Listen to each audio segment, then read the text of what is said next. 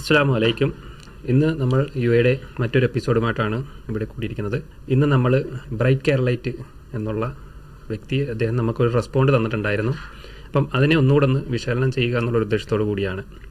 അപ്പം ആ ഒരു വീഡിയോ കണ്ടപ്പോൾ നമ്മൾ വളരെ അൺഫോർച്ചുനേറ്റ്ലി അതിനകത്ത് കാര്യമായിട്ടുള്ള റെസ്പോൺസുകൾ അദ്ദേഹത്തിൻ്റെ ഭാഗത്തുനിന്നും ഒന്നും ഉള്ളതായിട്ട് നമുക്ക് തോന്നിയതേ ഇല്ല. അദ്ദേഹത്തിന് നമുക്ക് കൂടുതൽ കാര്യങ്ങൾ കുറച്ചുകൂടി എക്സ്പെക്ട് ചെയ്തിട്ടുണ്ടായിരുന്നു. അദ്ദേഹം പ്രത്യേകിച്ച് ഈ സയൻസ് മേഖലയിലൊക്കെ നിൽക്കുന്ന ഒരു വ്യക്തിയാണ് എന്നുള്ളത് കൊണ്ട് തന്നെ അദ്ദേഹത്തിൻ്റെ ആ ഒരു റെസ്പോണ്ടിൽ നിന്നും അദ്ദേഹത്തിന് കാര്യമായിട്ടുള്ള പോയിന്റുകൾ, നമ്മൾ പറഞ്ഞിട്ടുള്ള ആർഗ്യുമെൻറ്റുകൾ അദ്ദേഹത്തിന് ക്യാച്ച് ചെയ്യാൻ പറ്റിയിട്ടില്ല എന്നുള്ളതാണ് നമുക്ക് മനസ്സിലാവുന്നത്. അപ്പം അതുകൊണ്ട് തന്നെ നമുക്ക് കുറച്ചുകൂടി ഡീറ്റെയിൽ ആയിട്ടൊരു എക്സ്പ്ലനേഷൻ കൂടെ തരാം എന്നുള്ള രീതിയിലാണ് അദ്ദേഹത്തിൻ്റെ വീഡിയോയ്ക്ക് മറുപടിയായിട്ട് ഈ ഒരു വീഡിയോ ചെയ്യുന്നത്. അപ്പം അദ്ദേഹത്തിൻ്റെ ആ ഒരു വീഡിയോ കണ്ടായിരുന്നല്ലോ, ഷാഹുൽ കണ്ടിട്ടുണ്ടായിരുന്നല്ലോ അല്ലേ? അപ്പം എന്താണ് ഷാഹുലിന് കിട്ടിയ ഒരു അദ്ദേഹം അതിൽ പ്രധാനപ്പെട്ട ഒരു വിഷയം, നമ്മളെപ്പോഴും പറയുന്നത് പോലെ ഇത്തരം ഒരു വിഷയത്തിൽ ഒരു പ്രധാനപ്പെട്ട പരിമിതി അദ്ദേഹത്തിൻ്റെ ഭാഗത്തുനിന്ന് ഉണ്ടായതായി തോന്നിയിട്ടുള്ളത്, അദ്ദേഹത്തിന് നമ്മൾ എന്താണ് ഉദ്ദേശിക്കുന്നത്, നമ്മൾ എന്ത് ടേംസാണ് ഉദ്ദേശിക്കുന്നത്, എന്ത് ഉദ്ദേശത്തിലാണ് ഈ വിഷയങ്ങൾ അവതരിപ്പിക്കുന്നത് എന്നുള്ള കാര്യങ്ങളൊന്നും അത്ര കാര്യമായിട്ട് മനസ്സിലാകുന്നില്ല. അതുകൊണ്ട് തന്നെ ഒരു ഭാഗത്ത് കേട്ട് കഴിഞ്ഞാൽ അറിയാം, അദ്ദേഹത്തിൻ്റെ ഒരു മെയിൻ ആർഗ്യുമെൻ്റ് ഇതിനകത്ത് കേട്ടത് നമ്മൾ ഒരു തരത്തിൽ അദ്ദേഹത്തെ ഇൻസൾട്ട് ചെയ്തു എന്ന സ്വഭാവത്തിലൊക്കെയാണ്. അപ്പോൾ അത് എന്തുകൊണ്ടാണ് അദ്ദേഹം പറയുന്നത് നോക്കിക്കഴിഞ്ഞാൽ അദ്ദേഹത്തിന് എന്താണ് നമ്മൾ പറഞ്ഞതെന്നുള്ളത് മനസ്സിലാകാത്തത് കൊണ്ടാണ് അദ്ദേഹം അതൊരു ഇൻസൾട്ടായിട്ടും മറ്റൊക്കെ കരുതുന്നത്. ഇതുപോലെ കുറേ അബദ്ധങ്ങൾ അദ്ദേഹം ആവർത്തിക്കുന്നുണ്ട്. ഉദാഹരണത്തിന് നമ്മൾ ഉത്തരമില്ലാത്ത ഒരു ചോദ്യമാണ് അദ്ദേഹം പറയുന്നത് എന്ന സ്വഭാവത്തിൽ പറയുന്നത്. അതുപോലെ സകല എത്തീസ്റ്റുകളും കുറ്റവാളികളാകേണ്ടവരും വിശ്വാസികളൊക്കെ നല്ലവരാകേണ്ടവരാണെന്നൊക്കെ നമ്മൾ പറഞ്ഞു. അങ്ങനെയൊക്കെയുള്ള കുറേ ബാലിശമായിട്ടുള്ള കുറേ സ്ട്രോമാൻ ഫാലസി എന്നോ അല്ലെങ്കിൽ അദ്ദേഹത്തിന് അറിയാത്തത് കൊണ്ട് പറയുന്നതൊക്കെ ആയിരിക്കാം. അങ്ങനെ കുറേ പരിമിതികൾ അദ്ദേഹത്തിന്റെ ഭാഗത്ത് നമുക്ക് കാണുന്നുണ്ട്. അപ്പോൾ ജസ്റ്റ് അദ്ദേഹത്തിന്റെ ഒരു ക്ലിപ്പ് പ്ലേ ചെയ്തിട്ട് നമുക്ക് ആ വീഡിയോയിലോട്ട് തന്നെ പോയിട്ട് റെസ്പോണ്ട് ചെയ്യുന്നത്. അപ്പോൾ ഈ വീഡിയോയിൽ പ്രധാനമായിട്ടും അവരെ വളരെ മോശമായ രീതിയിൽ വ്യക്തിഹത്യ ചെയ്യുന്നത്. അതിലെനിക്ക് വിഷമമൊന്നുമില്ല, കാരണം അത്തരത്തിലുള്ള ഒരുപാട് വ്യക്തിഹത്യകളും അധിക്ഷേപങ്ങളും ഒക്കെ ഉണ്ടാകുമെന്ന് അറിഞ്ഞിട്ടാണ് ഞാൻ ആ വീഡിയോ ചെയ്തത്. നിങ്ങളുടെ ഭാഗത്ത് കൃത്യമായിട്ടുള്ള ഒരു ആശയം ഉണ്ടെങ്കിൽ, കൃത്യമായിട്ടുള്ള ഒരു ഉത്തരമുണ്ടെങ്കിൽ ഒരു കാരണവശാലും നിങ്ങൾ വ്യക്തിഹത്യ ചെയ്യില്ല. ആ വ്യക്തിയെ ലോകത്തിലെ ഏറ്റവും നീചനായിട്ടുള്ള ഒരു മനുഷ്യനാക്കി ചിത്രീകരിക്കില്ല. പിന്നെ ലോകത്തിലെ ഏറ്റവും വലിയ ക്രൂരനായിട്ടുള്ള വ്യക്തിയായിട്ടാണ് അവർ ചിത്രീകരിക്കുന്നത്. ക്ലിയർ ആണ്, ഇത് കേട്ട് കഴിഞ്ഞാൽ തന്നെ മനസ്സിലാവും. പിന്നെ ആ ഒരു വീഡിയോക്കകത്ത് ആരും അദ്ദേഹം വലിയ ക്രൂരനായിട്ടുള്ള ഒരു വ്യക്തിയാണെന്ന് ആരും പരിചയപ്പെടുത്തുന്നില്ലല്ലോ. നമ്മൾ അതിനകത്ത് പറയുന്ന വിഷയം എന്താണ്? എത്തീസം ആസ് എൻ ഐഡിയോളജിയാണ് അദ്ദേഹം മുന്നോട്ട് വയ്ക്കുന്നത് എന്നുണ്ടെങ്കിൽ എത്തീസത്തിന് ഇന്ന പരിമിതികളുണ്ട്. അതായത് എത്തീസം എന്ന് പറയുന്നത് ധാർമ്മികമായിട്ടുള്ള ഒരു മോറൽ വേൾഡ് വ്യൂ മുന്നോട്ട് വയ്ക്കാനില്ലാത്തൊരു ആശയമാണ്. എന്തിനു വേണ്ടി മോറൽ ആകണം എന്ന് മനുഷ്യനോട് സംസാരിക്കാത്തൊരു ആദർശമാണ്. അതുപോലെ തന്നെ എന്താണ് മൊറാലിറ്റി, അതിൻ്റെ ബേസ് എന്താണ്, എന്തിനു വേണ്ടി മോറൽ ആകണം തുടങ്ങിയിട്ട് ധാർമ്മികതയുമായി ബന്ധപ്പെട്ട വിഷയങ്ങളിലെല്ലാം ഒന്നും പറയാനില്ലാത്തൊരു ദർശനമാണ് എത്തീസം എന്ന് മാത്രമല്ല, എത്തീസത്തിൻ്റെ അടിസ്ഥാനത്തിൽ നിന്ന് ലോകത്തെ നോക്കിക്കാണുമ്പോൾ മനുഷ്യൻ അതല്ലെങ്കിൽ സകലതും എന്താണ്, ആറ്റങ്ങളുടെയും മൂലകങ്ങളുടെയൊക്കെ ആകസ്മികമായിട്ടുള്ള കുറേ കൂടിക്കുഴലുകളുടെ ബഹിസ്ഫുരണം മാത്രമാണ്, റിസൾട്ട് മാത്രമാണ്.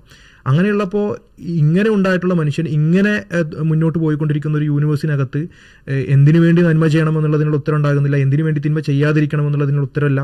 എന്ന് മാത്രമല്ല, പരിണാമപരമായ മനുഷ്യനെ നമ്മൾ വിശദീകരിക്കുമ്പോൾ ഉണ്ടാകുന്ന ഒരു ഹ്യൂമൻ നേച്ചറിൻ്റെ പ്രധാനപ്പെട്ട ഒരു സ്വഭാവമാണ്, അതായത് മനുഷ്യൻ അടിസ്ഥാനപരമായി സ്വാർത്ഥനാണ്.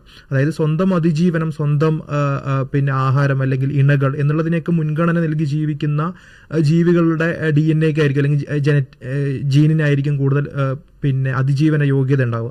അപ്പോൾ അങ്ങനെ ഉണ്ടായിട്ടുള്ള മനുഷ്യരെല്ലാവരും സ്വാർത്ഥനാണ്. അപ്പോൾ സ്വാർത്ഥനായിട്ടുള്ള ഒരു മനുഷ്യന് മുമ്പിൽ ഇങ്ങനെ ഈ ഒരു ജീവിതത്തെ എല്ലാ രീതിക്കും സ്വാർത്ഥമായി ആസ്വദിക്കാനുള്ള ഒരു യുക്തിയിൽ ജീവിക്കുന്ന ഒരു മനുഷ്യരുടെ മുമ്പിൽ ഈ ഒരു ജീവിതം മാത്രമേ ഉള്ളൂ എന്നും ഇത് ഇവിടെ നന്മയില്ല എന്നും തിന്മയില്ല എന്നും ഇത് എങ്ങനെയെല്ലാം നിങ്ങൾക്ക് ആസ്വദിക്കാൻ തോന്നുന്നു അതുപോലെയെല്ലാം ആസ്വദിക്കുക എന്നൊക്കെ പറയുമ്പോൾ നാസ്തികതയിൽ യുക്തി ഉപയോഗിക്കുന്ന ഒരു മനുഷ്യന് ഇമ്മോറൽ ആവാൻ മാത്രമാണ് അവിടെ യുക്തിയുള്ളത്. അതായത് ഈ കാണുന്ന ജീവിതത്തെ സെൽഫിഷായി സ്വാർത്ഥമായി ജീവിച്ച് തീർക്കാൻ മാത്രമാണ് അവിടെ യുക്തിയുള്ളത്.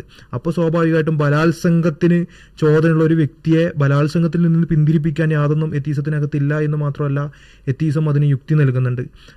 മോഷണത്തിൽ നിന്നോ കൊള്ളയിൽ നിന്നോ കൊലപാതകത്തിൽ നിന്നോ ഒന്നും മനുഷ്യനെ തടയുന്ന ഒന്നും എത്തീസത്തിനകത്തില്ല എന്ന് മാത്രമല്ല, എത്തീസം അതിനെല്ലാം യുക്തി നൽകുന്നുണ്ട്. അപ്പോൾ എത്തീസം അടിസ്ഥാനപരമായിട്ടൊരു ധാർമ്മികരഹിതമായിട്ടുള്ള ഒരു ലോകവീക്ഷണമാണ് മുന്നോട്ട് വയ്ക്കുന്നത്.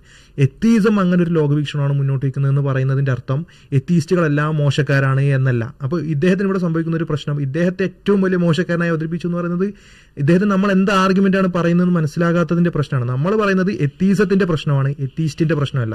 എത്തീസവും എത്തീസ്റ്റും വേറെ വേറെയാണ്. ഇപ്പോൾ സ്വാഭാവികമായിട്ടും ഈ പറഞ്ഞ നാസ്തികരാണ് എന്നുണ്ടെങ്കിലും അതല്ലെങ്കിൽ വേറെ ഏതൊക്കെ ആശയങ്ങൾ പിന്തുടരുന്ന ആളുകളാണെന്നുണ്ടെങ്കിലും അവർ ഈ ഒരു റിലീജിയസ് ആയിട്ടുള്ള ഒരു സൊസൈറ്റിക്കകത്ത് ജനിച്ച് ജീവിക്കുന്ന ആളുകളാണ്. അതുകൊണ്ട് തന്നെ ഇസ്ലാമിൻ്റെയും അതുപോലുള്ള മോറലായിട്ടുള്ള ഫാക്ടേഴ്സ് ഉള്ള ഒരു സമൂഹത്തിനകത്ത് ഇവർ മോറലായിട്ട് തന്നെയാണ് ബിഹേവ് ചെയ്യുക. അപ്പോൾ അത് എത്തീസ്റ്റ് എന്നുള്ളൊരു വ്യക്തിയെക്കുറിച്ചല്ല നമ്മളവിടെ സംസാരിച്ചെന്നുള്ളതാണ് അദ്ദേഹം മനസ്സിലാക്കേണ്ടത്. അങ്ങനെ ആ ഒരു തെറ്റിദ്ധാരണ തിരുത്താണ് വേണ്ടത്. അപ്പോൾ പ്രധാനമായിട്ടും ഈ ഒരു വീഡിയോയ്ക്കകത്ത് പുതിയതായിട്ട് എന്തെങ്കിലും ഉണ്ടെങ്കിൽ അത് ഈ ഒരു ആരോപണം മാത്രമാണ്, അതൊരു തെറ്റിദ്ധാരണ എന്നുള്ളത് അദ്ദേഹം മനസ്സിലാക്കി തിരുത്തുക എന്നുള്ളതാണ്.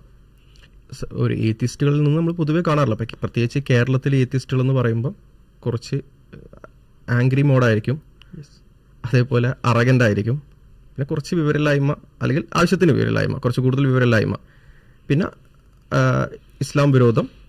ഈ 4 കാര്യങ്ങളാണ് സാധാരണ ഒരു ഏത്തിസ്റ്റിൽ ഉണ്ടാവാറുള്ളത്. അപ്പോൾ അദ്ദേഹം ഇതിൽ നിന്നൊക്കെ വ്യത്യസ്തനാണ്. അതും ഒരു ആസ്ട്രോഫിസിസ്റ്റാണ്, കാര്യങ്ങളെ കൃത്യമായി അറിയുന്ന ഒരാളാണ്. അതല്ലാതെ ഞാൻ ഏത്തിസ്റ്റ് ആയിക്കല്ല, ഞാൻ ഓട്ടോമാറ്റിക്കലി ഇൻ്റലക്ച്വലാണ് എന്ന് വിശ്വസിക്കുന്ന ഒരാളല്ല. സോ ഒബ്വിയസ്ലി നമ്മൾ അദ്ദേഹത്തിൽ നിന്ന് പ്രതീക്ഷിച്ചത് കുറച്ചും കൂടി ഇൻ്റലക്ച്വലി ഹൈയിലുള്ള ഒരു കമ്മ്യൂണിക്കേഷൻ അല്ലെങ്കിൽ ഒരു ഡിസ്കഷനാണ് അദ്ദേഹത്തിൽ നമ്മൾ പ്രതീക്ഷിച്ചത്. ബട്ട് അൺഫോർച്ചുനേറ്റ്ലി അദ്ദേഹം വല്ലാണ്ട് ഡിസപ്പോയിൻറ്റ് ചെയ്തു എന്നുള്ളതാണ്. ഒന്ന്, ഇവിടെ ഷാലു പറഞ്ഞതുപോലെ തന്നെ തുടക്കം മുതൽ അവസാനം വരെ നമ്മൾ പറഞ്ഞ എല്ലാ പോയിന്റും, ഐ തിങ്ക് വിത്തൗട്ട് എക്സംഷൻ എല്ലാ പോയിന്റും എന്ത് ചെയ്തിട്ടുണ്ട്, അദ്ദേഹം ഡിസ്റ്റോർട്ട് ചെയ്തിട്ടുണ്ട്. ഒന്നുപോലും നമ്മൾ പറഞ്ഞ പോയിന്റ്, ഓക്കെ മറുപടി പറയുന്നില്ല എന്നുള്ളത് മാത്രമല്ല, നമ്മൾ പറഞ്ഞ പോയിന്റ് പോലും അദ്ദേഹം ഒരു പോയിന്റ് പോലും കറക്റ്റായിട്ട് മനസ്സിലാക്കിയിട്ടില്ല. പിന്നെ അതുകൊണ്ട് തന്നെ നമ്മൾ പറഞ്ഞതെല്ലാം മിസ്റെപ്രസെന്റ് ചെയ്തിട്ടുണ്ട്. അതേപോലെ അദ്ദേഹം പേഴ്സണൽ അറ്റാക്കിന്റെ കാര്യം പറഞ്ഞിട്ടുണ്ടായിരുന്നു. നമ്മൾ സ്പെസിഫിക്കലി ഏത്തിസം എന്ന, കാരണം അദ്ദേഹത്തിന്റെ വീഡിയോയുടെ ടൈറ്റിൽ തന്നെ why I am an atheist എന്നുള്ളതാണ്. ഏത്തിസം എന്ന ഐഡിയോളജി സ്പെസിഫിക്കലി ആണ് നമ്മൾ നമ്മൾ പ്രത്യേകം പറയുന്നുണ്ട്. നിങ്ങൾ പ്രതിനിധാനം ചെയ്യുന്ന ആശയം എന്ന് പറഞ്ഞിട്ട് ആശയത്തെ, ഐഡിയോളജിയാണെന്ന് നമ്മൾ പ്രത്യേകം എടുത്ത് നമ്മളെ വീഡിയോയിലെ പല സ്ഥലങ്ങളിലും ആവർത്തിച്ച് പറയുന്നുണ്ട്. എന്നിട്ട് കൂടിയും അദ്ദേഹം അത് തനിക്കെതിരെയുള്ള വ്യക്തിപരമായ ആക്ഷേപമാണ് എന്ന രീതിയിൽ എടുക്കുന്നു എന്നുള്ളതും, ലൈക്ക് ഇപ്പൊ സയൻസ് ഒക്കെ പഠിക്കുന്ന ഒരാൾക്ക് സ്വാഭാവികമായും നമ്മൾ അവരിൽ നിന്ന് പ്രതീക്ഷിക്കുന്ന ഒരു കോംപ്രിഹെൻഷൻ സ്കിൽ അദ്ദേഹത്തിന്റെ ഭാഗത്തു നിന്ന് ഉണ്ടായില്ല എന്നുള്ളത് സങ്കടകരമാണ്. അതേപോലെ ഇതിൽ അദ്ദേഹം പറയുന്ന മറ്റൊരു കാര്യമാണ്, അദ്ദേഹത്തിന്റെ വാദത്തിന് നമ്മൾ മറുപടി കൊടുത്തില്ല, നമ്മൾ അദ്ദേഹത്തിന്റെ ചോദ്യത്തിന് മറുപടി കൊടുത്തില്ല. നമ്മൾ ചോദ്യം മാറ്റിയിട്ടാണ് മറുപടി കൊടുത്തത്. അത് ആടിനെ പട്ടിയാക്കിയിട്ട് അതിനാണ് മറുപടി കൊടുത്തത് എന്നുള്ളത്. ആക്ച്വലി അത് ചെയ്തത് അദ്ദേഹമാണ്. ആ ഒരു ക്ലിപ്പ് വേണമെങ്കിൽ നമുക്ക് കാണാം. പ്രോബ്ലം ഓഫ് ഇവിൽ എന്ന് പറയുന്നത് ഒബ്വിയസ്ലി ലൈക്ക് നാച്ചുറലിസ്റ്റിനെ കൊണ്ടുവരാൻ കഴിയുന്നതിൽ വെച്ചുള്ള ഏറ്റവും നല്ല ആർഗ്യുമെന്റ് ആണ്, അവരുടെ കയ്യിലുള്ളതിൽ വെച്ചിട്ടുള്ള ഏറ്റവും നല്ല ആർഗ്യുമെന്റ് ആണ്.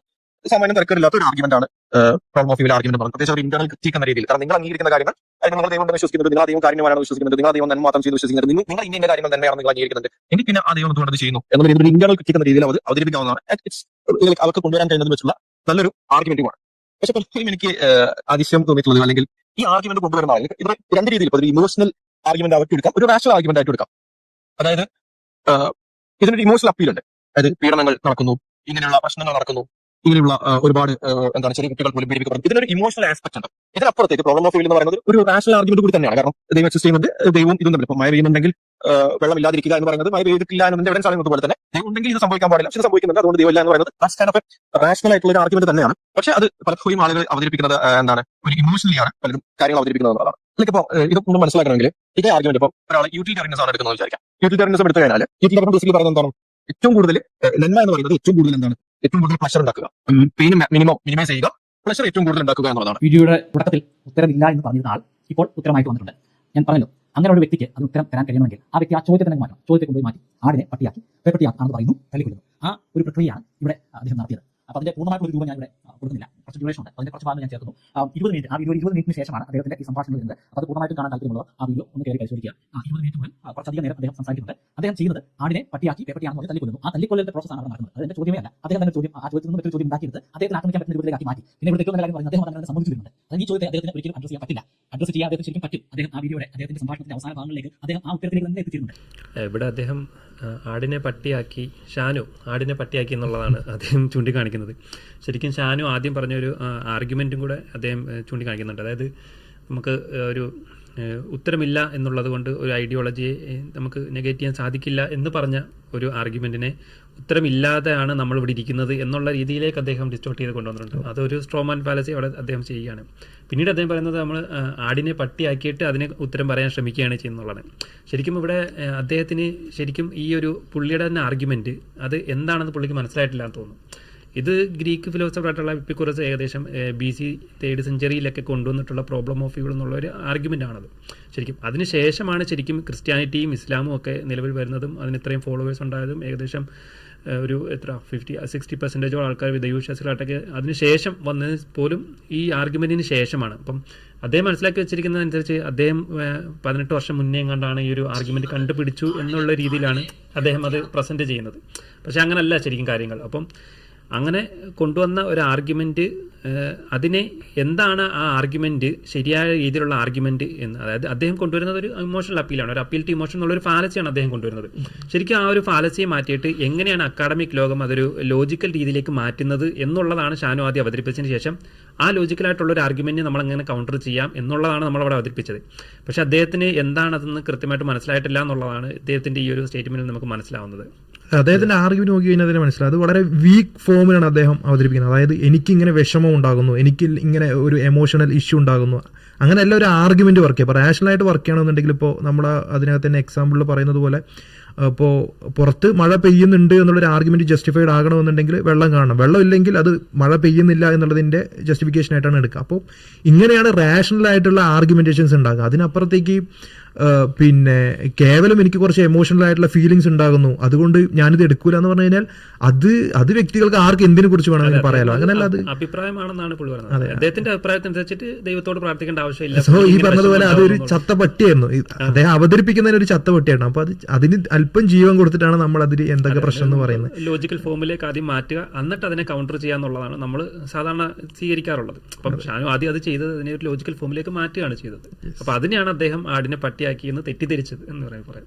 അല്ല, ഇപ്പം അദ്ദേഹം ആടിനെ പട്ടിയാക്കി എന്ന് ചുമ്മാ പറയുന്നേ ഉള്ളൂ. അദ്ദേഹത്തിന്റെ ചോദ്യം എന്തായിരുന്നുവെന്നും നമ്മുടെ ആർഗ്യുമെന്റ് അതിൽ നിന്ന് എങ്ങനെയാണ് റെലവന്റ്ലി ഡിഫറെന്റ് ആകുന്നത് എന്നത് ഒരു വിശദീകരണവും അദ്ദേഹം നൽകുന്നില്ല. ആടിനെ പട്ടിയാക്കി എന്ന് പറഞ്ഞിട്ട് പിന്നെ അദ്ദേഹത്തിന്റെ പാട്ടിന് പോവുകയാണ് ചെയ്യുന്നത്.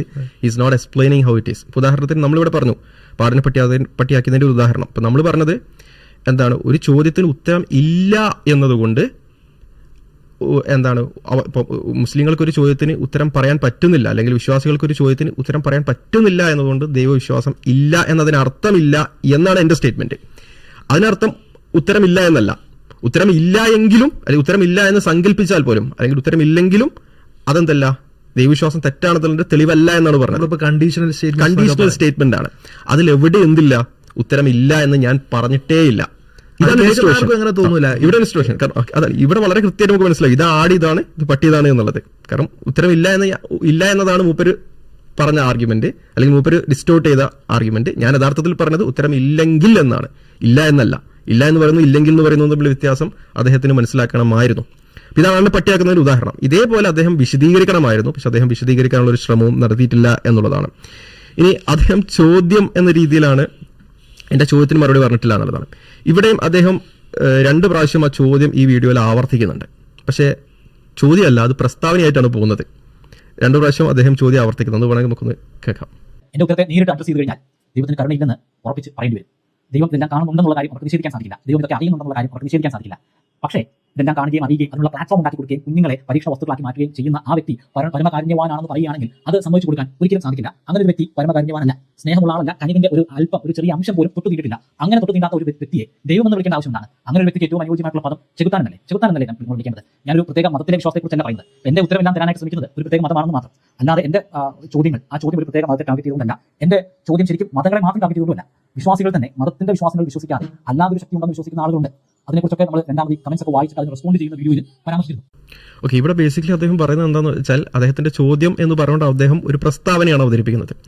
അതായത് പരമകാരുണ്യവാനായ സർവശക്തനായ ഒരു ദൈവം ഉണ്ടെങ്കിൽ എന്ത് ചെയ്യില്ല, ഈ തിന്മകളൊന്നും ഇവിടെ സംഭവിക്കില്ല എന്നാണ് ബേസിക്കലി അദ്ദേഹം പറയുന്നത്. ചോദ്യം എന്നാണ് അദ്ദേഹം അതിനെ വിശേഷിപ്പിക്കുന്നതെങ്കിലും പ്രസ്താവനയായിട്ടാണ് പറയുന്നത്. അദ്ദേഹത്തിന്റെ ആദ്യത്തെ വീഡിയോയിൽ അദ്ദേഹം ചോദ്യം ചോദിക്കുന്നുണ്ട്. അത് ഇതൊക്കെ തടയാൻ കഴിയുന്ന സർവശക്തനായ ഒമ്നി ബെനവലന്റ് ആയിട്ടുള്ളൊരു ദൈവം ഉണ്ടെങ്കിൽ എന്താണ്, ഒമ്നി ബെനവലന്റ് ആയിട്ടുള്ളൊരു ദൈവം ഉണ്ടെങ്കിൽ ഇതൊക്കെ സംഭവിക്കും. അതല്ലെങ്കിൽ ഇതൊക്കെ സംഭവിക്കുമ്പോൾ നോക്കി നിൽക്കുന്ന ഒരു ദൈവം, ആ ദൈവം നല്ലവനാണോ, ആ ദൈവം ആരാധനക്കർഹനാണോ, ആ ദൈവം വാഴ്ത്തപ്പെടാൻ അർഹനാണോ എന്നെല്ലാം ചോദിച്ചിട്ട് ഉടൻ തന്നെ മൂപ്പരില്ല എന്നും റെസ്പോണ്ട് ചെയ്യുന്നുണ്ട്. അപ്പം ഇവൻതോ അത് ചോദ്യമാണെങ്കിൽ പോലും ഉടൻ തന്നെ ഇല്ല എന്ന് പറയുന്നുണ്ട്. So it's basically a rhetorical question. അതൊരു പ്രസ്താവനയാണ്. കാരണം rhetorical questions are statements, it's not question. അപ്പോൾ ഒരു പ്രസ്താവന എന്ന രീതിയിലാണ് മൂപ്പര് അത് അവതരിപ്പിക്കുന്നത്. അപ്പോൾ ബേസിക്കലി മൂപ്പര് അവതരിപ്പിക്കുന്നത് ഈ കാണുന്ന തിന്മകളെല്ലാം കണ്ടുകൊണ്ട് നിൽക്കുന്ന, അത് അനുവദിക്കുന്ന ഒരു ദൈവം അതൊരിക്കലും നല്ലവനാവില്ല എന്നതാണ് മൂപ്പര് ബേസിക്കലി പറയുന്നത്. ഇത് ഞാനൊന്ന് ആർഗ്യുമെന്റ് ഫോമിലാക്കിയത് മാത്രമേ ഉള്ളൂ. അതായത് ദൈവമുണ്ടെങ്കിൽ, നല്ലവനായ ദൈവമുണ്ടെങ്കിൽ ഇവിടെ എന്ത് ചെയ്യില്ല, ഈ കാണുന്ന തിന്മകളൊന്നും ഉണ്ടാവില്ല. തിന്മകളുണ്ട്, അതുകൊണ്ട് ദൈവമില്ല, അല്ലെങ്കിൽ നല്ലവനായ ദൈവമില്ല. ഇതാണ് മൂപ്പരുടെ ആർഗ്യുമെന്റ്. മൂപ്പര് പറഞ്ഞത് ഞാനൊരു ആർഗ്യുമെന്റ് ഫോമിലേക്ക് ആക്കിയെന്ന് മാത്രമേ ഉള്ളൂ, അതൊരു ലോജിക്കൽ ഫോമിലേക്ക് ആക്കിയത് മാത്രമേ ഉള്ളൂ. അതുകൊണ്ട് ഇവിടെ ഒരു ആടിനെയും പട്ടിയാക്കിയിട്ടില്ല. നിങ്ങൾ പറഞ്ഞ അതേ കാര്യം തന്നെ, അതായത് ഈ തിന്മകളെല്ലാം കണ്ടുകൊണ്ടിരിക്കുന്ന ഒരാൾ ഒരിക്കലും നല്ലവനാവില്ല എന്നാണ് നിങ്ങൾ പറയുന്നത്. അതായത് നല്ലവനായ ദൈവമായിരുന്നുവെങ്കിൽ ഈ തിന്മകൾ തടയുമായിരുന്നു, തടഞ്ഞിരുന്നെങ്കിൽ ആ തിന്മകൾ അവിടെ ഉണ്ടാവില്ലായിരുന്നു. ഇതാണ് ബേസിക്കലി പറയുന്നത്. ഇത് തന്നെയാണ് ഞാൻ ആർഗ്യുമെന്റ് സ്ട്രക്ചറിലേക്ക് ആക്കിയിട്ടുള്ളത്. ഇത് വേണമെങ്കിൽ നമുക്ക് if God exist evil would not exist, evil exist therefore God does not exist. ഇതിൽ നമ്മൾ ഫസ്റ്റ് പ്രിമൈസ് ആണ്, ദൈവം ഉണ്ടെങ്കിൽ തിന്മകൾ എക്സിസ്റ്റ് ചെയ്യില്ല എന്ന ഫസ്റ്റ് പ്രിമൈസ് നമ്മൾ റിജക്ട് ചെയ്യും. ഓക്കെ, കാരണം അഗെയിൻ നിങ്ങളുടെ ബാധ്യതയാണ് ദൈവം ഉണ്ടെങ്കിൽ ഇവരുണ്ടാവില്ല എന്നുള്ളത് കാണിക്കുക എന്നുള്ളത്. നിങ്ങൾ എങ്ങനെയാണത് കാണിക്കാൻ പോകുന്നത്? അതിന് വേണമെങ്കിൽ നിങ്ങൾക്ക് അടുത്ത ആർഗ്യുമെന്റ് എടുക്കാം. എന്താണ്? If God exist and he wants to prevent all evil would exist. ദൈവം എക്സിസ്റ്റ് ചെയ്യുന്നുണ്ട്, ദൈവത്തിന് എല്ലാ ഇവിലും പ്രിവെന്റ് ചെയ്യണമെങ്കിൽ എന്ത് ചെയ്യാൻ പറ്റും? ദൈവത്തിന് ഇവിടെ ഇവിലുകളൊന്നും ഉണ്ടാവില്ല. കാരണം എന്താണ്? ദൈവം സർവശക്തനാണ്. അപ്പം സർവശക്തനായ ദൈവത്തിന് ഇവിടെ ഇവിലുകളൊന്നും വേണ്ട എന്ന് അവൻ നിശ്ചയിക്കുകയാണെങ്കിൽ ഇവിടെ ഇവിലുകൾ ഉണ്ടാവില്ല. അഞ്ചാമത്തെ premise, if God exist he wants to prevent all evil. ദൈവം എക്സിസ്റ്റ് ചെയ്യുന്നുണ്ടെങ്കിൽ എന്താണ്? ദൈവത്തിന് എല്ലാ ഇവിലുകളും പ്രിവെന്റ് ചെയ്യണം. കാരണം ദൈവം ഒമ്നി ബെനവലന്റ് ആണ്. അതുകൊണ്ട് ദൈവം എക്സിസ്റ്റ് ചെയ്യുന്നുണ്ടെങ്കിൽ ഇവിൽ എക്സിസ്റ്റ് ചെയ്യില്ല. ഇങ്ങനെ നിങ്ങൾക്ക് വേണമെങ്കിൽ ഫസ്റ്റ് പ്രമേസ് ജസ്റ്റിഫൈ ചെയ്യാൻ വേണ്ടി ശ്രമിക്കാം. ഓക്കെ, നിങ്ങളുടെ ആർഗ്യുമെന്റ് നമ്മൾ നിങ്ങൾക്ക് വേണ്ടി വിശദീകരിച്ചു തരികയാണ്. പക്ഷേ ഇതിൽ പ്രശ്നം എന്താണെന്ന് വെച്ചാൽ അഞ്ചാമത്തെ പ്രിമൈസ് നമുക്ക് റിജക്ട് ചെയ്യാൻ പറ്റും. If God exist he wants to prevent all evil. ദൈവം ഒമ്നി ബെനവലന്റ് ആയ ഒരു ദൈവം എക്സിസ്റ്റ് ചെയ്യുന്നുണ്ടെങ്കിൽ അവന് എല്ലാ തിന്മകളും എല്ലാ ഇവിലുകളും അവൻ പ്രിവെന്റ് ചെയ്യും എന്നുള്ളത് നിങ്ങൾക്ക് ജസ്റ്റിഫൈ ചെയ്യാൻ കഴിയില്ല. ആ പ്രിമൈസ് നമ്മൾ റിജക്ട് ചെയ്യും. ഇത് റിജക്ട് ചെയ്യാൻ വേണ്ടിയിട്ടാണ് നമ്മൾ എന്ത് ചെയ്തത്? നമ്മളെ കഴിഞ്ഞ വീഡിയോയിൽ ഡോക്ടറിന്റെ ഉദാഹരണം പറഞ്ഞത്. ഒരു ഡോക്ടർ, നല്ലവനായ ഡോക്ടർ, മോശം ഡോക്ടർ അല്ല, നിങ്ങളുടെ കാല് മുറിക്കുന്നു. എന്തിനാണ് കാല് മുറിക്കുന്നത്? നിങ്ങളുടെ ശരീരത്തിൽ ക്യാൻസർ, നിങ്ങളുടെ കാലിൽ ക്യാൻസർ ഉണ്ട്, അത് ശരീരത്തിന്റെ മറ്റു ഭാഗത്തേക്ക് പടരാതിരിക്കാൻ വേണ്ടിയാണ് ആ ഡോക്ടർ എന്ത് ചെയ്യുന്നത്? നിങ്ങളുടെ കാല് മുറിക്കുന്നത്. ആ ഡോക്ടറെ നമ്മൾ ആരും എന്ത് ചെയ്യില്ല, നല്ലവനല്ല എന്ന് പറയില്ല. ആ ഡോക്ടർ നല്ലവനാണ്, ആ ഡോക്ടർ ചെയ്തത് ശരിയാണെന്ന് നമ്മൾ പറയാം. ആ ഡോക്ടറെ നമ്മൾ പാടിപ്പുകയെത്തും. ഓക്കെ, അപ്പം സ്വാഭാവികമായും നല്ലവനായ ഒരാൾ എല്ലാ തിന്മകളും ഒഴിവാക്കും എന്ന വാദം തെറ്റാണ്. കാരണം ഡോക്ടർ നല്ലവനായിരിക്കെ തന്നെ ഡോക്ടർ എന്ത് ചെയ്യുന്നു? കാല് മുറിക്കുക എന്നൊരു ഇവര് ചെയ്യുന്നുണ്ട്. കാരണം അതിലൂടെ ഒരു ഗ്രേറ്റർ ഗുഡ് അച്ചീവ് ചെയ്യാനുള്ളതുകൊണ്ട്, അല്ലെങ്കിൽ ഒരു ഗ്രേറ്റർ സഫറിങ് അല്ലെങ്കിൽ ഗ്രേറ്റർ ഇവല് ഒഴിവാക്കാൻ വേണ്ടി. അപ്പോൾ സ്വാഭാവികമായും നമുക്ക് പ്രിമൈസ് 5 റിജക്ട് ചെയ്യാൻ വേണ്ടി നമുക്ക് പറയാം, an omnibenevolent being may allow evil to occur in order to achieve greater good or to prevent greater evil.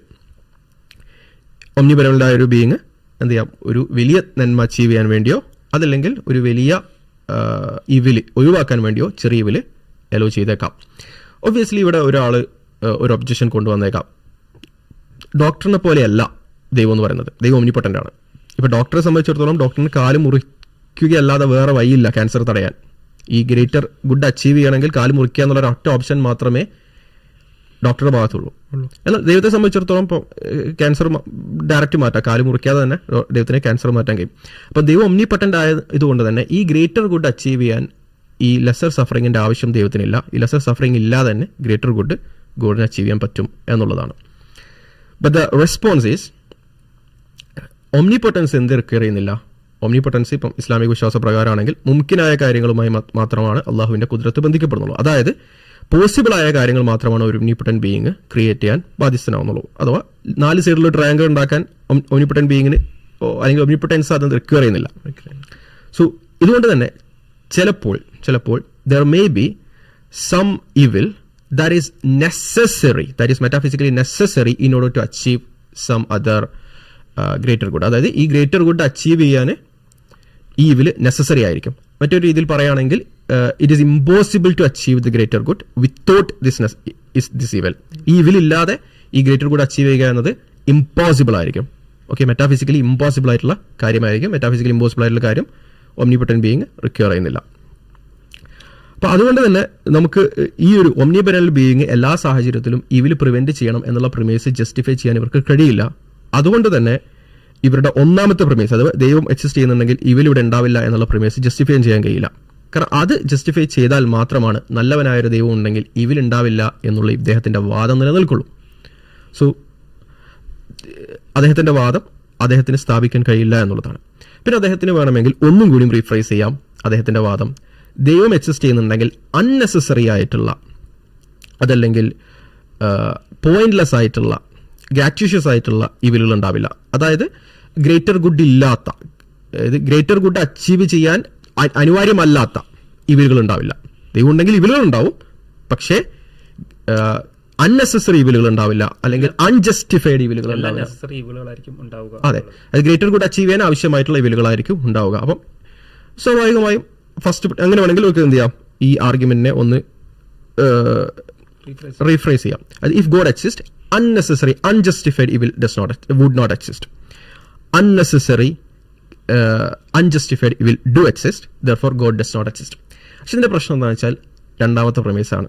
ശരിയാണ്, ദൈവം ഉണ്ടെങ്കിൽ അൺനെസസറി ഇവിൽ ഉണ്ടാവില്ല എന്ന് നമ്മൾ സമ്മതിച്ചു. നമ്മൾ ആദ്യത്തെ കേസിൽ നമ്മൾ റിജക്ട് ചെയ്തത് ഫസ്റ്റ് പ്രമേസാണ്. എന്നാൽ രണ്ടാമത്തെ കേസിൽ നമ്മൾ ഫസ്റ്റ് പ്രമേസ് നമ്മൾ അക്സെപ്റ്റ് ചെയ്തു, ദൈവം ഉണ്ടെങ്കിൽ അൺനെസസറി ഇവിൽ ഉണ്ടാവില്ല, വീക്രി. പക്ഷെ അൺനെസസറി ഇവിൽ ഇല്ല നിങ്ങൾക്ക് തന്നെ മനസ്സിലായി.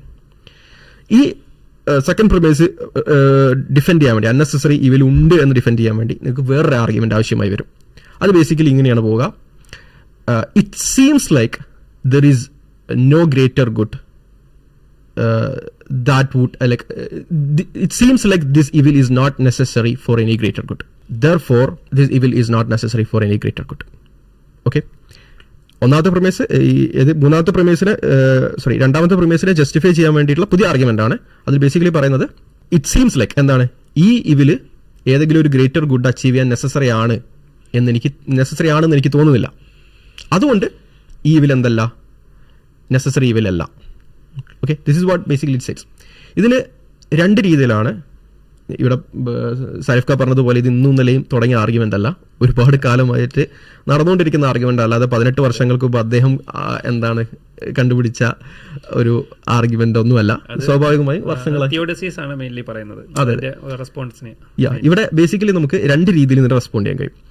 ഒന്ന്, നമുക്ക് എന്ത് ചെയ്യാം, ഇറ്റ് സീംസ് ലൈക്ക്, അത് നമ്മൾ ആലോചിച്ചിട്ട് ഒരു ഇവന്റുകളും ഒരു നന്മയും കിട്ടുന്നില്ല എന്നതിനെ നമുക്ക് നിഷേധിക്കാം, അല്ലെങ്കിൽ നമുക്ക് അത് സമ്മതിച്ചു കൊടുക്കാം. ഇത് ആലോചിച്ചിട്ടും ഒന്നും കിട്ടുന്നില്ല, ശരിയാണ്, പക്ഷെ അതിൽ നിന്നും ഇല്ലാന്ന് കിട്ടൂല.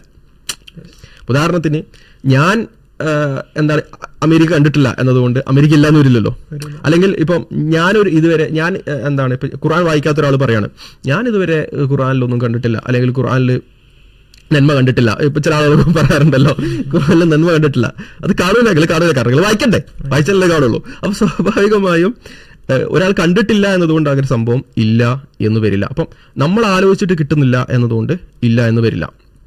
അപ്പോൾ നമുക്ക് ഒന്നെങ്കിൽ ഇതിന്റെ ഫസ്റ്റ് പോയിന്റ് റിജക്ട് ചെയ്യാം, അതായത് നമ്മൾ ആലോചിച്ചിട്ട് എന്താണ് ഇറ്റ് സീംസ് ലൈക്ക് എന്നുള്ള, it seems like there is no greater good എന്നതിനെ നമുക്ക് റിജക്ട് ചെയ്യാം. അല്ലെങ്കിൽ okay, we agree, it seems like that, but that doesn't mean it's actually like that. Okay, കാരണം അത് ഈ ഇൻഫറൻസിനെ, അതായത് it seems like there is no greater good നിന്ന് there is no greater good എന്ന ഇൻഫറൻസ് ഒരു ബാഡ് ഇൻഫറൻസ് ആണ്. അതൊരു തെറ്റായ എക്സ്പ്ലനേഷൻ ആണ്, അല്ലെങ്കിൽ inference to the best explanation അല്ല. കാരണം നമ്മുടെ അറിവിന്റെ പരിമിതി. ഈ റെസ്പോൺസിന് ബേസിക്കലി പറയുന്നതാണ് സ്കെപ്റ്റിക്കൽ തീസം എന്നുള്ളത്. അത് ഇവിടെ പൊതുവെ എടുക്കുന്ന ഒരു ഉദാഹരണം എന്ന് പറഞ്ഞാൽ ചെസ് മാസ്റ്ററിന്റെ ഉദാഹരണമാണ്. അപ്പൊ ചെസ് മര്യാദയ്ക്ക് കളിക്കാൻ അറിയാത്ത, ചെറിയ രീതിയിൽ കളിക്കാൻ അറിയുന്ന ഒരാള് ഒരു ചെസ് മാസ്റ്ററിന്റെ ഒരു മൂവ് കാണുമ്പോൾ ആള് പറയും it seems likes a bad move, but അവിടെ നമ്മൾ പറയും shut up, you are not in an epistemic state to judge his move. കാരണം നിങ്ങൾക്ക് അറിയില്ല, കാരണം അയാളുടെ ഒരു 4-5 മൂവുകൾക്ക് ശേഷം, അല്ലെങ്കിൽ ഈ ചെസ് മാസ്റ്ററിനെ സംബന്ധിച്ചിടത്തോളം ആളിതിൽ എക്സ്പേർട്ടാണ്, ആൾക്ക് ഇതിന്റെ അപ്പുറത്തുള്ള ഒരു 10 മൂവുകൾ അറിയാം. അപ്പൊ അതറിയാത്ത ഒരാൾ വന്നിട്ട് എനിക്കിതൊരു ബാഡ് മൂവാന്ന് തോന്നുന്നത്, അതുകൊണ്ട് ഇതൊരു ബാഡ് മൂവാണ് എന്ന് പറയുന്നത് ഒട്ടും ജസ്റ്റിഫൈഡ് അല്ല. അല്ലെങ്കിൽ പിന്നെ നമ്മളും ഒരു ചെസ് മാസ്റ്റർ ആയിരിക്കണം, അങ്ങനെയാണെങ്കിൽ നമുക്ക് പറയാം. അല്ലെങ്കിൽ നമ്മളൊരു ഗ്രാൻഡ് മാസ്റ്റർ ആണെങ്കിൽ നമുക്ക് ആ വിഷയത്തെക്കുറിച്ച് പറയാൻ പറ്റും. അപ്പം അത്തരമൊരു നോളജ് ഇല്ലാത്ത ഒരാൾ സ്വാഭാവികമായും ഈ വിഷയത്തിൽ ജഡ്ജ് ചെയ്യുന്നത് ശരിയല്ല, അതിനുള്ള നോളജ് അവർക്കില്ല എന്നുള്ളതാണ്. അപ്പോൾ ഈ വീഡിയോയിൽ തന്നെ അദ്ദേഹം പറയുന്നുണ്ട്, ദൈവം എന്ന് പറയുന്നത് സർവജ്ഞാനിയാണ്, എല്ലാ മനുഷ്യരുടെയും അറിവുകളേക്കാൾ മുകളിലാണ് ദൈവത്തിന്റെ അറിവ് എന്നുള്ളത്.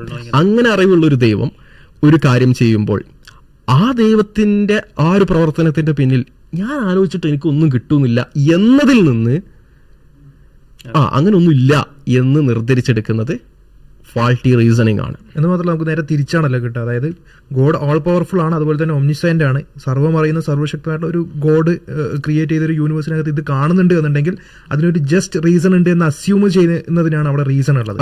അപ്പോൾ ഒരു ബുദ്ധിപരമായിട്ടുള്ള ഒരു ആർഗ്യുമെന്റ് ആണ് എന്നുണ്ടെങ്കിൽ അതിന് മാത്രമാണ് അവിടെ സാധ്യത ഉള്ളത്.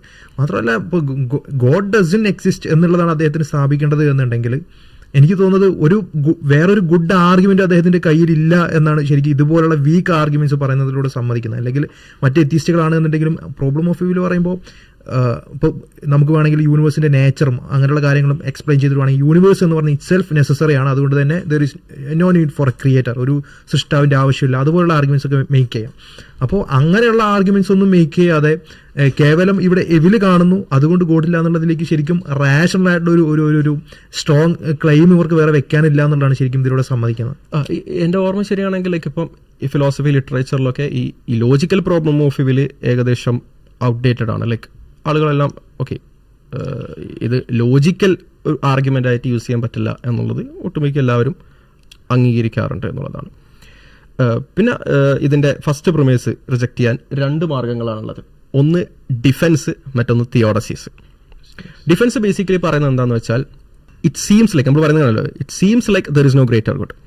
ഡിഫെൻസ് ബേസിക്കലി പറയുന്നത് no it doesn't seems like there is no greater good ഉണ്ട് എന്നുള്ളൊരു സീമിങ് നമുക്കില്ല. ഓക്കെ, കാരണം ഗിവൺ ദ ഇൻഫർമേഷൻ ലൈക്ക് നമുക്കറിയില്ല ഇപ്പം എന്ത് സംഭവിക്കും എന്നുള്ളത് നമുക്കറിയില്ല. കാരണം ഇവിടെ ഫ്രീ വിൽ ഇല്ലാത്ത ഒരു റോബോട്ടിക് വേൾഡ് ആണെങ്കിൽ ഇവിടെ സംഭവിക്കുന്നത് എന്താണ് നമുക്കറിയില്ല. സോ നമുക്കത് നമ്മൾ എക്സ്പീരിയൻസ് ചെയ്തില്ല, നമ്മുടെ എക്സ്പീരിയൻസിൽ അത് വന്നിട്ടില്ല. സോ ഒബ്വിയസ്ലി മറ്റൊരു രീതിയിലായിരുന്നു ഇവിടെ വേൾഡ് സിസ്റ്റം ഉണ്ടായിരുന്നത്. കാരണം ഇതിലെ വിഷയം എന്ന് വെച്ചാൽ പൊതുവെ ഒരു ബട്ടർഫ്ലൈ എഫക്റ്റിന്റെ സംഭവം പറയാറുണ്ട്. അത് ചെറിയ രീതിയിലുള്ള മാറ്റങ്ങൾ വലിയ രീതിയിലുള്ള എഫക്റ്റുകൾ ഉണ്ടാക്കും. അപ്പോൾ സ്വാഭാവികമായും നമുക്ക് ഇത്രയും എഫക്റ്റുകൾ കാൽക്കുലേറ്റ് ചെയ്യാൻ കഴിയില്ല എന്നതുകൊണ്ട് തന്നെ it doesn't seam like defence basically പറയുന്നത് വെച്ചാൽ നമുക്ക് ഒരുപാട് പോസിബിൾ എക്സ്പ്ലനേഷൻസ് നമുക്ക് മുന്നോട്ട് വെക്കാൻ സാധിക്കും. ഈ പോസിബിൾ എക്സ്പ്ലനേഷൻസ് തെറ്റാണ് എന്നൊരാൾക്ക് പറയാൻ കഴിയില്ല. Like it doesn't seems like എന്നുള്ളത് തന്നെ അവർ അറ്റാക്ക് ചെയ്യും എന്നുള്ളതാണ്. ആ സീമിങ് തന്നെ ഇല്ല, അങ്ങനെ ഒരു സീമിങ് തന്നെ. കാരണം ഗ്രേറ്റർ ഗുഡ് ഇല്ല എന്നൊരു സീമിങ് നമുക്കില്ല. ഓക്കെ, ഗ്രേറ്റർ ഗുഡ് അറിയില്ല എന്നുള്ളതും ഗ്രേറ്റർ ഗുഡ് ഇല്ല എന്നുള്ളതും ഡിഫറെൻ്റ് ആണ്. അപ്പോൾ അങ്ങനെ ഒരു സീമിങ് തന്നെ നമുക്കില്ല എന്നുള്ളത് ബേസിക്കലി ഡിഫൻസ് പറയാം. രണ്ടാമത്തെ മെത്തേഡാണ് തിയോഡസീസ് കൊണ്ടുവരിക എന്നുള്ളത്. അവിടെയാണ് നമ്മൾ പറയുന്നത് ഓക്കെ കുറേ തിയോഡസീസ് ഉണ്ട്. തിയോഡസീസ് ബേസിക്കലി പറയുന്നത് എന്താണെന്ന് വെച്ചാൽ ഗോഡ് ഈ സഫറിങ് അനുഭവിക്കാൻ വേണ്ടി ഇന്ന കാരണങ്ങളുണ്ട് എന്നുള്ളത് ബേസിക്കലി പറയുന്നതാണ് തിയോഡസീസ് പറയുന്നത്. ഗ്രേറ്റർ ഗുഡ്സ് ഉണ്ട് എന്നുള്ളത്, മോറലി ജസ്റ്റിഫൈഡ് റീസൺസ് ഉണ്ട്, അത് നമുക്കറിയുന്ന റീസൺസ് ഉണ്ട്, നമുക്കറിയുന്ന റീസൺസ് തന്നെ ഉണ്ട് എന്നുള്ളത്. ഈ 2 രീതിയിലൂടെ ഡിഫൻസിലൂടെയും തിയോഡസിലൂടെയാണ് നമ്മൾ പ്രിമേസ് 1 റിജക്ട് ചെയ്യുന്നത്. ഇനി പ്രിമേസ് 1 അംഗീകരിച്ച് കൊടുത്താൽ തന്നെ അതിൽ നിന്ന് പ്രിമേസ് 2ലേക്ക് കിട്ടില്ല. കാരണം പ്രിമേസ് 2 കിട്ടിയാൽ മാത്രമേ നിങ്ങൾക്ക് മറ്റേ ആർഗ്യുമെന്റിന്റെ പ്രിമേസ് 2 ജസ്റ്റിഫൈ ചെയ്യാൻ കഴിയുള്ളൂ. അപ്പം പ്രിമേസ് 2 തെളിയിക്കണം, തെളിയിച്ചാൽ മാത്രമാണ്. അല്ലെങ്കിൽ പ്രിമേസ് 1 തെളിയിക്കണം, പ്രിമേസ് 1 തെളിയിച്ചിട്ട് പ്രിമേസ് 1ൽ നിന്ന് 2 ഇൻഫർ ചെയ്യണം. ആ ഇൻഫറൻസ് ശരിയാന്ന് തെളിയിക്കണം. ആ ഇൻഫറൻസ് ശരിയാന്ന് തെളിയിച്ചിട്ട് വേണം നിങ്ങൾക്ക് പ്രിമേസ് 2 തെളിയിക്കാൻ. എങ്കിൽ മാത്രമേ നിങ്ങൾക്ക് എന്ത് ചെയ്യാൻ പറ്റുള്ളൂ, നിങ്ങളുടെ ആർഗ്യുമെന്റ് മുന്നോട്ട് വെക്കാൻ സാധിക്കുള്ളൂ. ഓക്കെ, ഇതാണ് നിങ്ങളുടെ ചോദ്യത്തിനുള്ള മറുപടി. ഇത് നിങ്ങളുടെ ചോദ്യത്തിനുള്ള മറുപടി തന്നെയാണ്. കാരണം ഇതായിരുന്നു നിങ്ങളുടെ ചോദ്യം, നല്ലവനായൊരു ദൈവം ഇത് ചെയ്യുമോ എന്നാണ് ചോദ്യം. അല്ലെങ്കിൽ ഇത് ചെയ്ത ദൈവം നല്ലവനാണോ, അവൻ വാഴ്ത്തപ്പെടേണ്ടവനാണോ എന്നാണ് നിങ്ങളുടെ ചോദ്യം. നമ്മുടെ മറുപടി ഇതാണ്, വാഴ്ത്തപ്പെടേണ്ടവനാണ്. കാരണം ഈ ദൈവം ചെയ്തതിൽ നിന്ന് വാഴ്ത്തപ്പെടേണ്ടതല്ല എന്ന് ഉത്തരം നിങ്ങൾ പറയണമെങ്കിൽ നിങ്ങൾക്ക് ഈ കാര്യങ്ങളൊക്കെ അറിയണം, ഇതൊക്കെ നിങ്ങൾ ചെയ്യണം. എന്നിട്ട് നിങ്ങൾക്ക് അല്ല എന്ന മറുപടി പറയാം. അല്ലാത്ത പക്ഷം അല്ല എന്ന മറുപടി അൺജസ്റ്റിഫൈഡ് ആണ്, ഇറാഷണൽ ആണ്. ഇതാണ് നമ്മുടെ റെസ്പോൺസ് ഉണ്ടായിരുന്നത്. വിഷ്ണു വാസുദേവ് എന്നാണ് അദ്ദേഹത്തിന്റെ പേര്. അദ്ദേഹം മനസ്സിലാക്കേണ്ട ഒരു കാര്യം എന്ന് വെച്ചാൽ നമ്മൾ ഈ പറഞ്ഞ കാര്യങ്ങളൊക്കെ അക്കാഡമിക് ലിറ്ററേച്ചറിലുള്ളതാണ്. ഇതുപോലെ താങ്കൾ ആസ്ട്രോഫിസിക്കലി പേപ്പർ പ്രസന്റ് ചെയ്ത മാതിരി ധാരാളം ആൾക്കാർ ഇതിനെ റെസ്പോണ്ട് ചെയ്തിട്ട് പേപ്പർ പ്രസന്റ് ചെയ്തിട്ടുള്ള കാര്യങ്ങളാണ് നമ്മളിപ്പോൾ പറഞ്ഞത്. അപ്പം താങ്കൾ ഈ ഒരു ലിറ്ററേച്ചർ കണ്ടിട്ടില്ല എന്നുള്ളതിനർത്ഥം വിശ്വാസികൾക്ക് ഇതിന് ഉത്തരമില്ല എന്നുള്ളതല്ല എന്നുള്ളത് ആദ്യം മനസ്സിലാക്കണം. അപ്പോൾ താങ്കൾ പ്രസന്റ് ചെയ്ത പേപ്പറുകൾ പോലെ ധാരാളം പേപ്പറുകൾ നിങ്ങൾക്ക് ഫിലോസഫിയുടെ ലിറ്ററേച്ചറുകൾ നോക്കിയാൽ കാണാൻ പറ്റും ഇതുമായിട്ട് ബന്ധപ്പെട്ട്. അപ്പം അതും അദ്ദേഹം ഒന്ന് മനസ്സിലാക്കണം എന്നുള്ളതാണ്. ഈ വിശ്വാസികൾക്ക് ഉത്തരവില്ലാത്ത ചോദ്യം എന്നുള്ളതൊക്കെ കൊണ്ടുവരുമ്പോൾ ഒന്ന് ചിന്തിക്കേണ്ടതെന്നുള്ളതാണ്. ഷാനുവിന്റെ മറ്റൊരു പോയിന്റ്, ദൈവമില്ലെങ്കിൽ ഇവിടെ ഇത്തരത്തിലുള്ള മോശമായിട്ടുള്ള കാര്യങ്ങളൊന്നും നടക്കില്ലെന്ന് ഞാൻ പ്രൂവ് ചെയ്യണമെന്നാണ്. എനിക്കങ്ങനെ വാദഗതിയില്ല. ഞാൻ എപ്പോഴെങ്കിലും എന്റെ വീഡിയോയിൽ പറഞ്ഞിട്ടുണ്ടോ അങ്ങനെ ഒരു ദൈവം ഇവിടെ ഇല്ലെങ്കിൽ ഇവിടെ എല്ലാം സമാധാനമായിരിക്കും? ഞാൻ അങ്ങനെയൊന്നും പറഞ്ഞിട്ടില്ല. ഞാൻ പറയാത്ത കാര്യം ഞാൻ പ്രൂവ് ചെയ്യണമെന്ന് പറഞ്ഞു കഴിഞ്ഞാൽ അത് ശരിയായ കാര്യമല്ല. എന്റെ അഭിപ്രായത്തിൽ ഇവിടെ ദൈവം ഉണ്ടെങ്കിലും ദൈവമില്ലെങ്കിലും ഇതേ കുറ്റകൃത്യങ്ങൾ തന്നെ ഇവിടെ എങ്ങനെയാണ് എത്രമാത്രം മോശമാണോ അത്രമാത്രം മോശമായിരിക്കും. അതുകൊണ്ട് ദൈവം ഇല്ലാതായി കഴിഞ്ഞാൽ അല്ലെങ്കിൽ ദൈവം ഇവിടെ ഇല്ലെങ്കിൽ ഇവിടെ എന്തെങ്കിലും മാറ്റം സംഭവിക്കുന്നു എനിക്ക് തോന്നില്ല. ഇവിടെ എങ്ങനെയാണോ ഈ പ്രപഞ്ചം എങ്ങനെയാണോ ഈ ഭൂമി എങ്ങനെയാണോ അങ്ങനെ തന്നെയാണ്. നമ്മൾ എപ്പോഴെങ്കിലും നമ്മളെ വീഡിയോയിൽ പറഞ്ഞിട്ടുണ്ടോ ദൈവം ഇല്ലെങ്കിൽ ഇവിടെ സമാധാനം ഉണ്ടാകും എന്ന് നിങ്ങൾ പറഞ്ഞു എന്ന് നമ്മളെപ്പോഴെങ്കിലും പറഞ്ഞിട്ടുണ്ടോ? ഇല്ല, നമ്മൾ പറഞ്ഞിട്ടില്ല. ദൈവം ഇല്ലെങ്കിൽ ഇവിടെ സമാധാനം ഉണ്ടാവും എന്ന് നിങ്ങൾ പറഞ്ഞു, നമ്മൾ എവിടെയും പറഞ്ഞിട്ടില്ല. അതാണ് നമ്മൾ പറഞ്ഞത്. നിങ്ങൾ ത്രൂ ഔട്ട് നമ്മളെ മിസ്റെപ്രസെൻ്റ് ചെയ്യാണ്. ഞങ്ങൾ പറഞ്ഞത് നേരെ തിരിച്ചാണ്. ദൈവം ഉണ്ടെങ്കിൽ സമാധാനം ഉണ്ടാവില്ല എന്ന് നിങ്ങൾ കാണിക്കണം എന്നാണ് പറഞ്ഞത്. ബേസിക്കലി നമ്മളിപ്പോൾ പറഞ്ഞ ആർഗ്യുമെന്റുകളുടെ പ്രമിസ് ആ പ്രിമൈസ് ജസ്റ്റിഫൈ ചെയ്യണമെന്നേ പറഞ്ഞിട്ടുള്ളൂ. അല്ലാതെ ദൈവം ഇല്ലെങ്കിൽ ഇവിടെ സമാധാനം ഉണ്ടാകും എന്ന് നിങ്ങൾ തെളിയിക്കണം എന്ന് നമ്മൾ എവിടെയും പറഞ്ഞിട്ടില്ല. അത് നിങ്ങൾ നമ്മളെ വീഡിയോ ഒന്നും കൂടി കേൾക്കുക, എന്നിട്ട് ശ്രദ്ധിച്ച് നോട്ട് ചെയ്ത് വെച്ചിട്ടാൽ ശ്രദ്ധിച്ച് കേട്ടാൽ നിങ്ങൾക്ക് മനസ്സിലാവുന്നതാണ്. നമുക്ക് അദ്ദേഹത്തിന്റെ ബാക്കി ഭാഗങ്ങൾ കൂടി ഒന്ന് കേൾക്കാം. അപ്പോ ഇനി അങ്ങനെ ചോദിക്കുന്ന ഒരു വ്യക്തി, അങ്ങനെ കൊച്ചു കുഞ്ഞുങ്ങൾ പീഡിപ്പിക്കപ്പെടുന്ന ഒരു സാമൂഹ്യ വ്യവസ്ഥയോട് അദ്ദേഹത്തിന് ശരിക്കും അങ്ങനെ ഒരു പ്രശ്നമുണ്ട് എന്നുണ്ടെങ്കിൽ അദ്ദേഹത്തിന് തന്നെ മനസ്സിലാക്കാൻ സാധിക്കുന്നില്ല. കുട്ടികൾ പീഡിപ്പിക്കപ്പെടുന്നു അല്ലെങ്കിൽ ലൈംഗികമായിട്ടുള്ള ചൂഷണങ്ങൾക്ക് ഇരയാക്കപ്പെടുന്നു എന്ന് പറയുമ്പോൾ അല്ലെങ്കിൽ അങ്ങനെ കേൾക്കുമ്പോൾ ഒരു വ്യക്തിക്ക് എങ്ങനെ ഇമോഷൻ ആകുമെന്ന് പുള്ളിക്ക് തന്നെ ഒരു ധാരണ കിട്ടുന്നില്ലെന്നാണ് പറയുന്നത്. അദ്ദേഹത്തോട് തിരിച്ചും നമുക്കൊരു ചിന്താ പരീക്ഷണം സമാന സ്വഭാവത്തിൽ ചോദിക്കാം. അതായത്, നിങ്ങൾക്ക് ഒരു സുഹൃത്തുണ്ട് എന്ന് കരുതാം.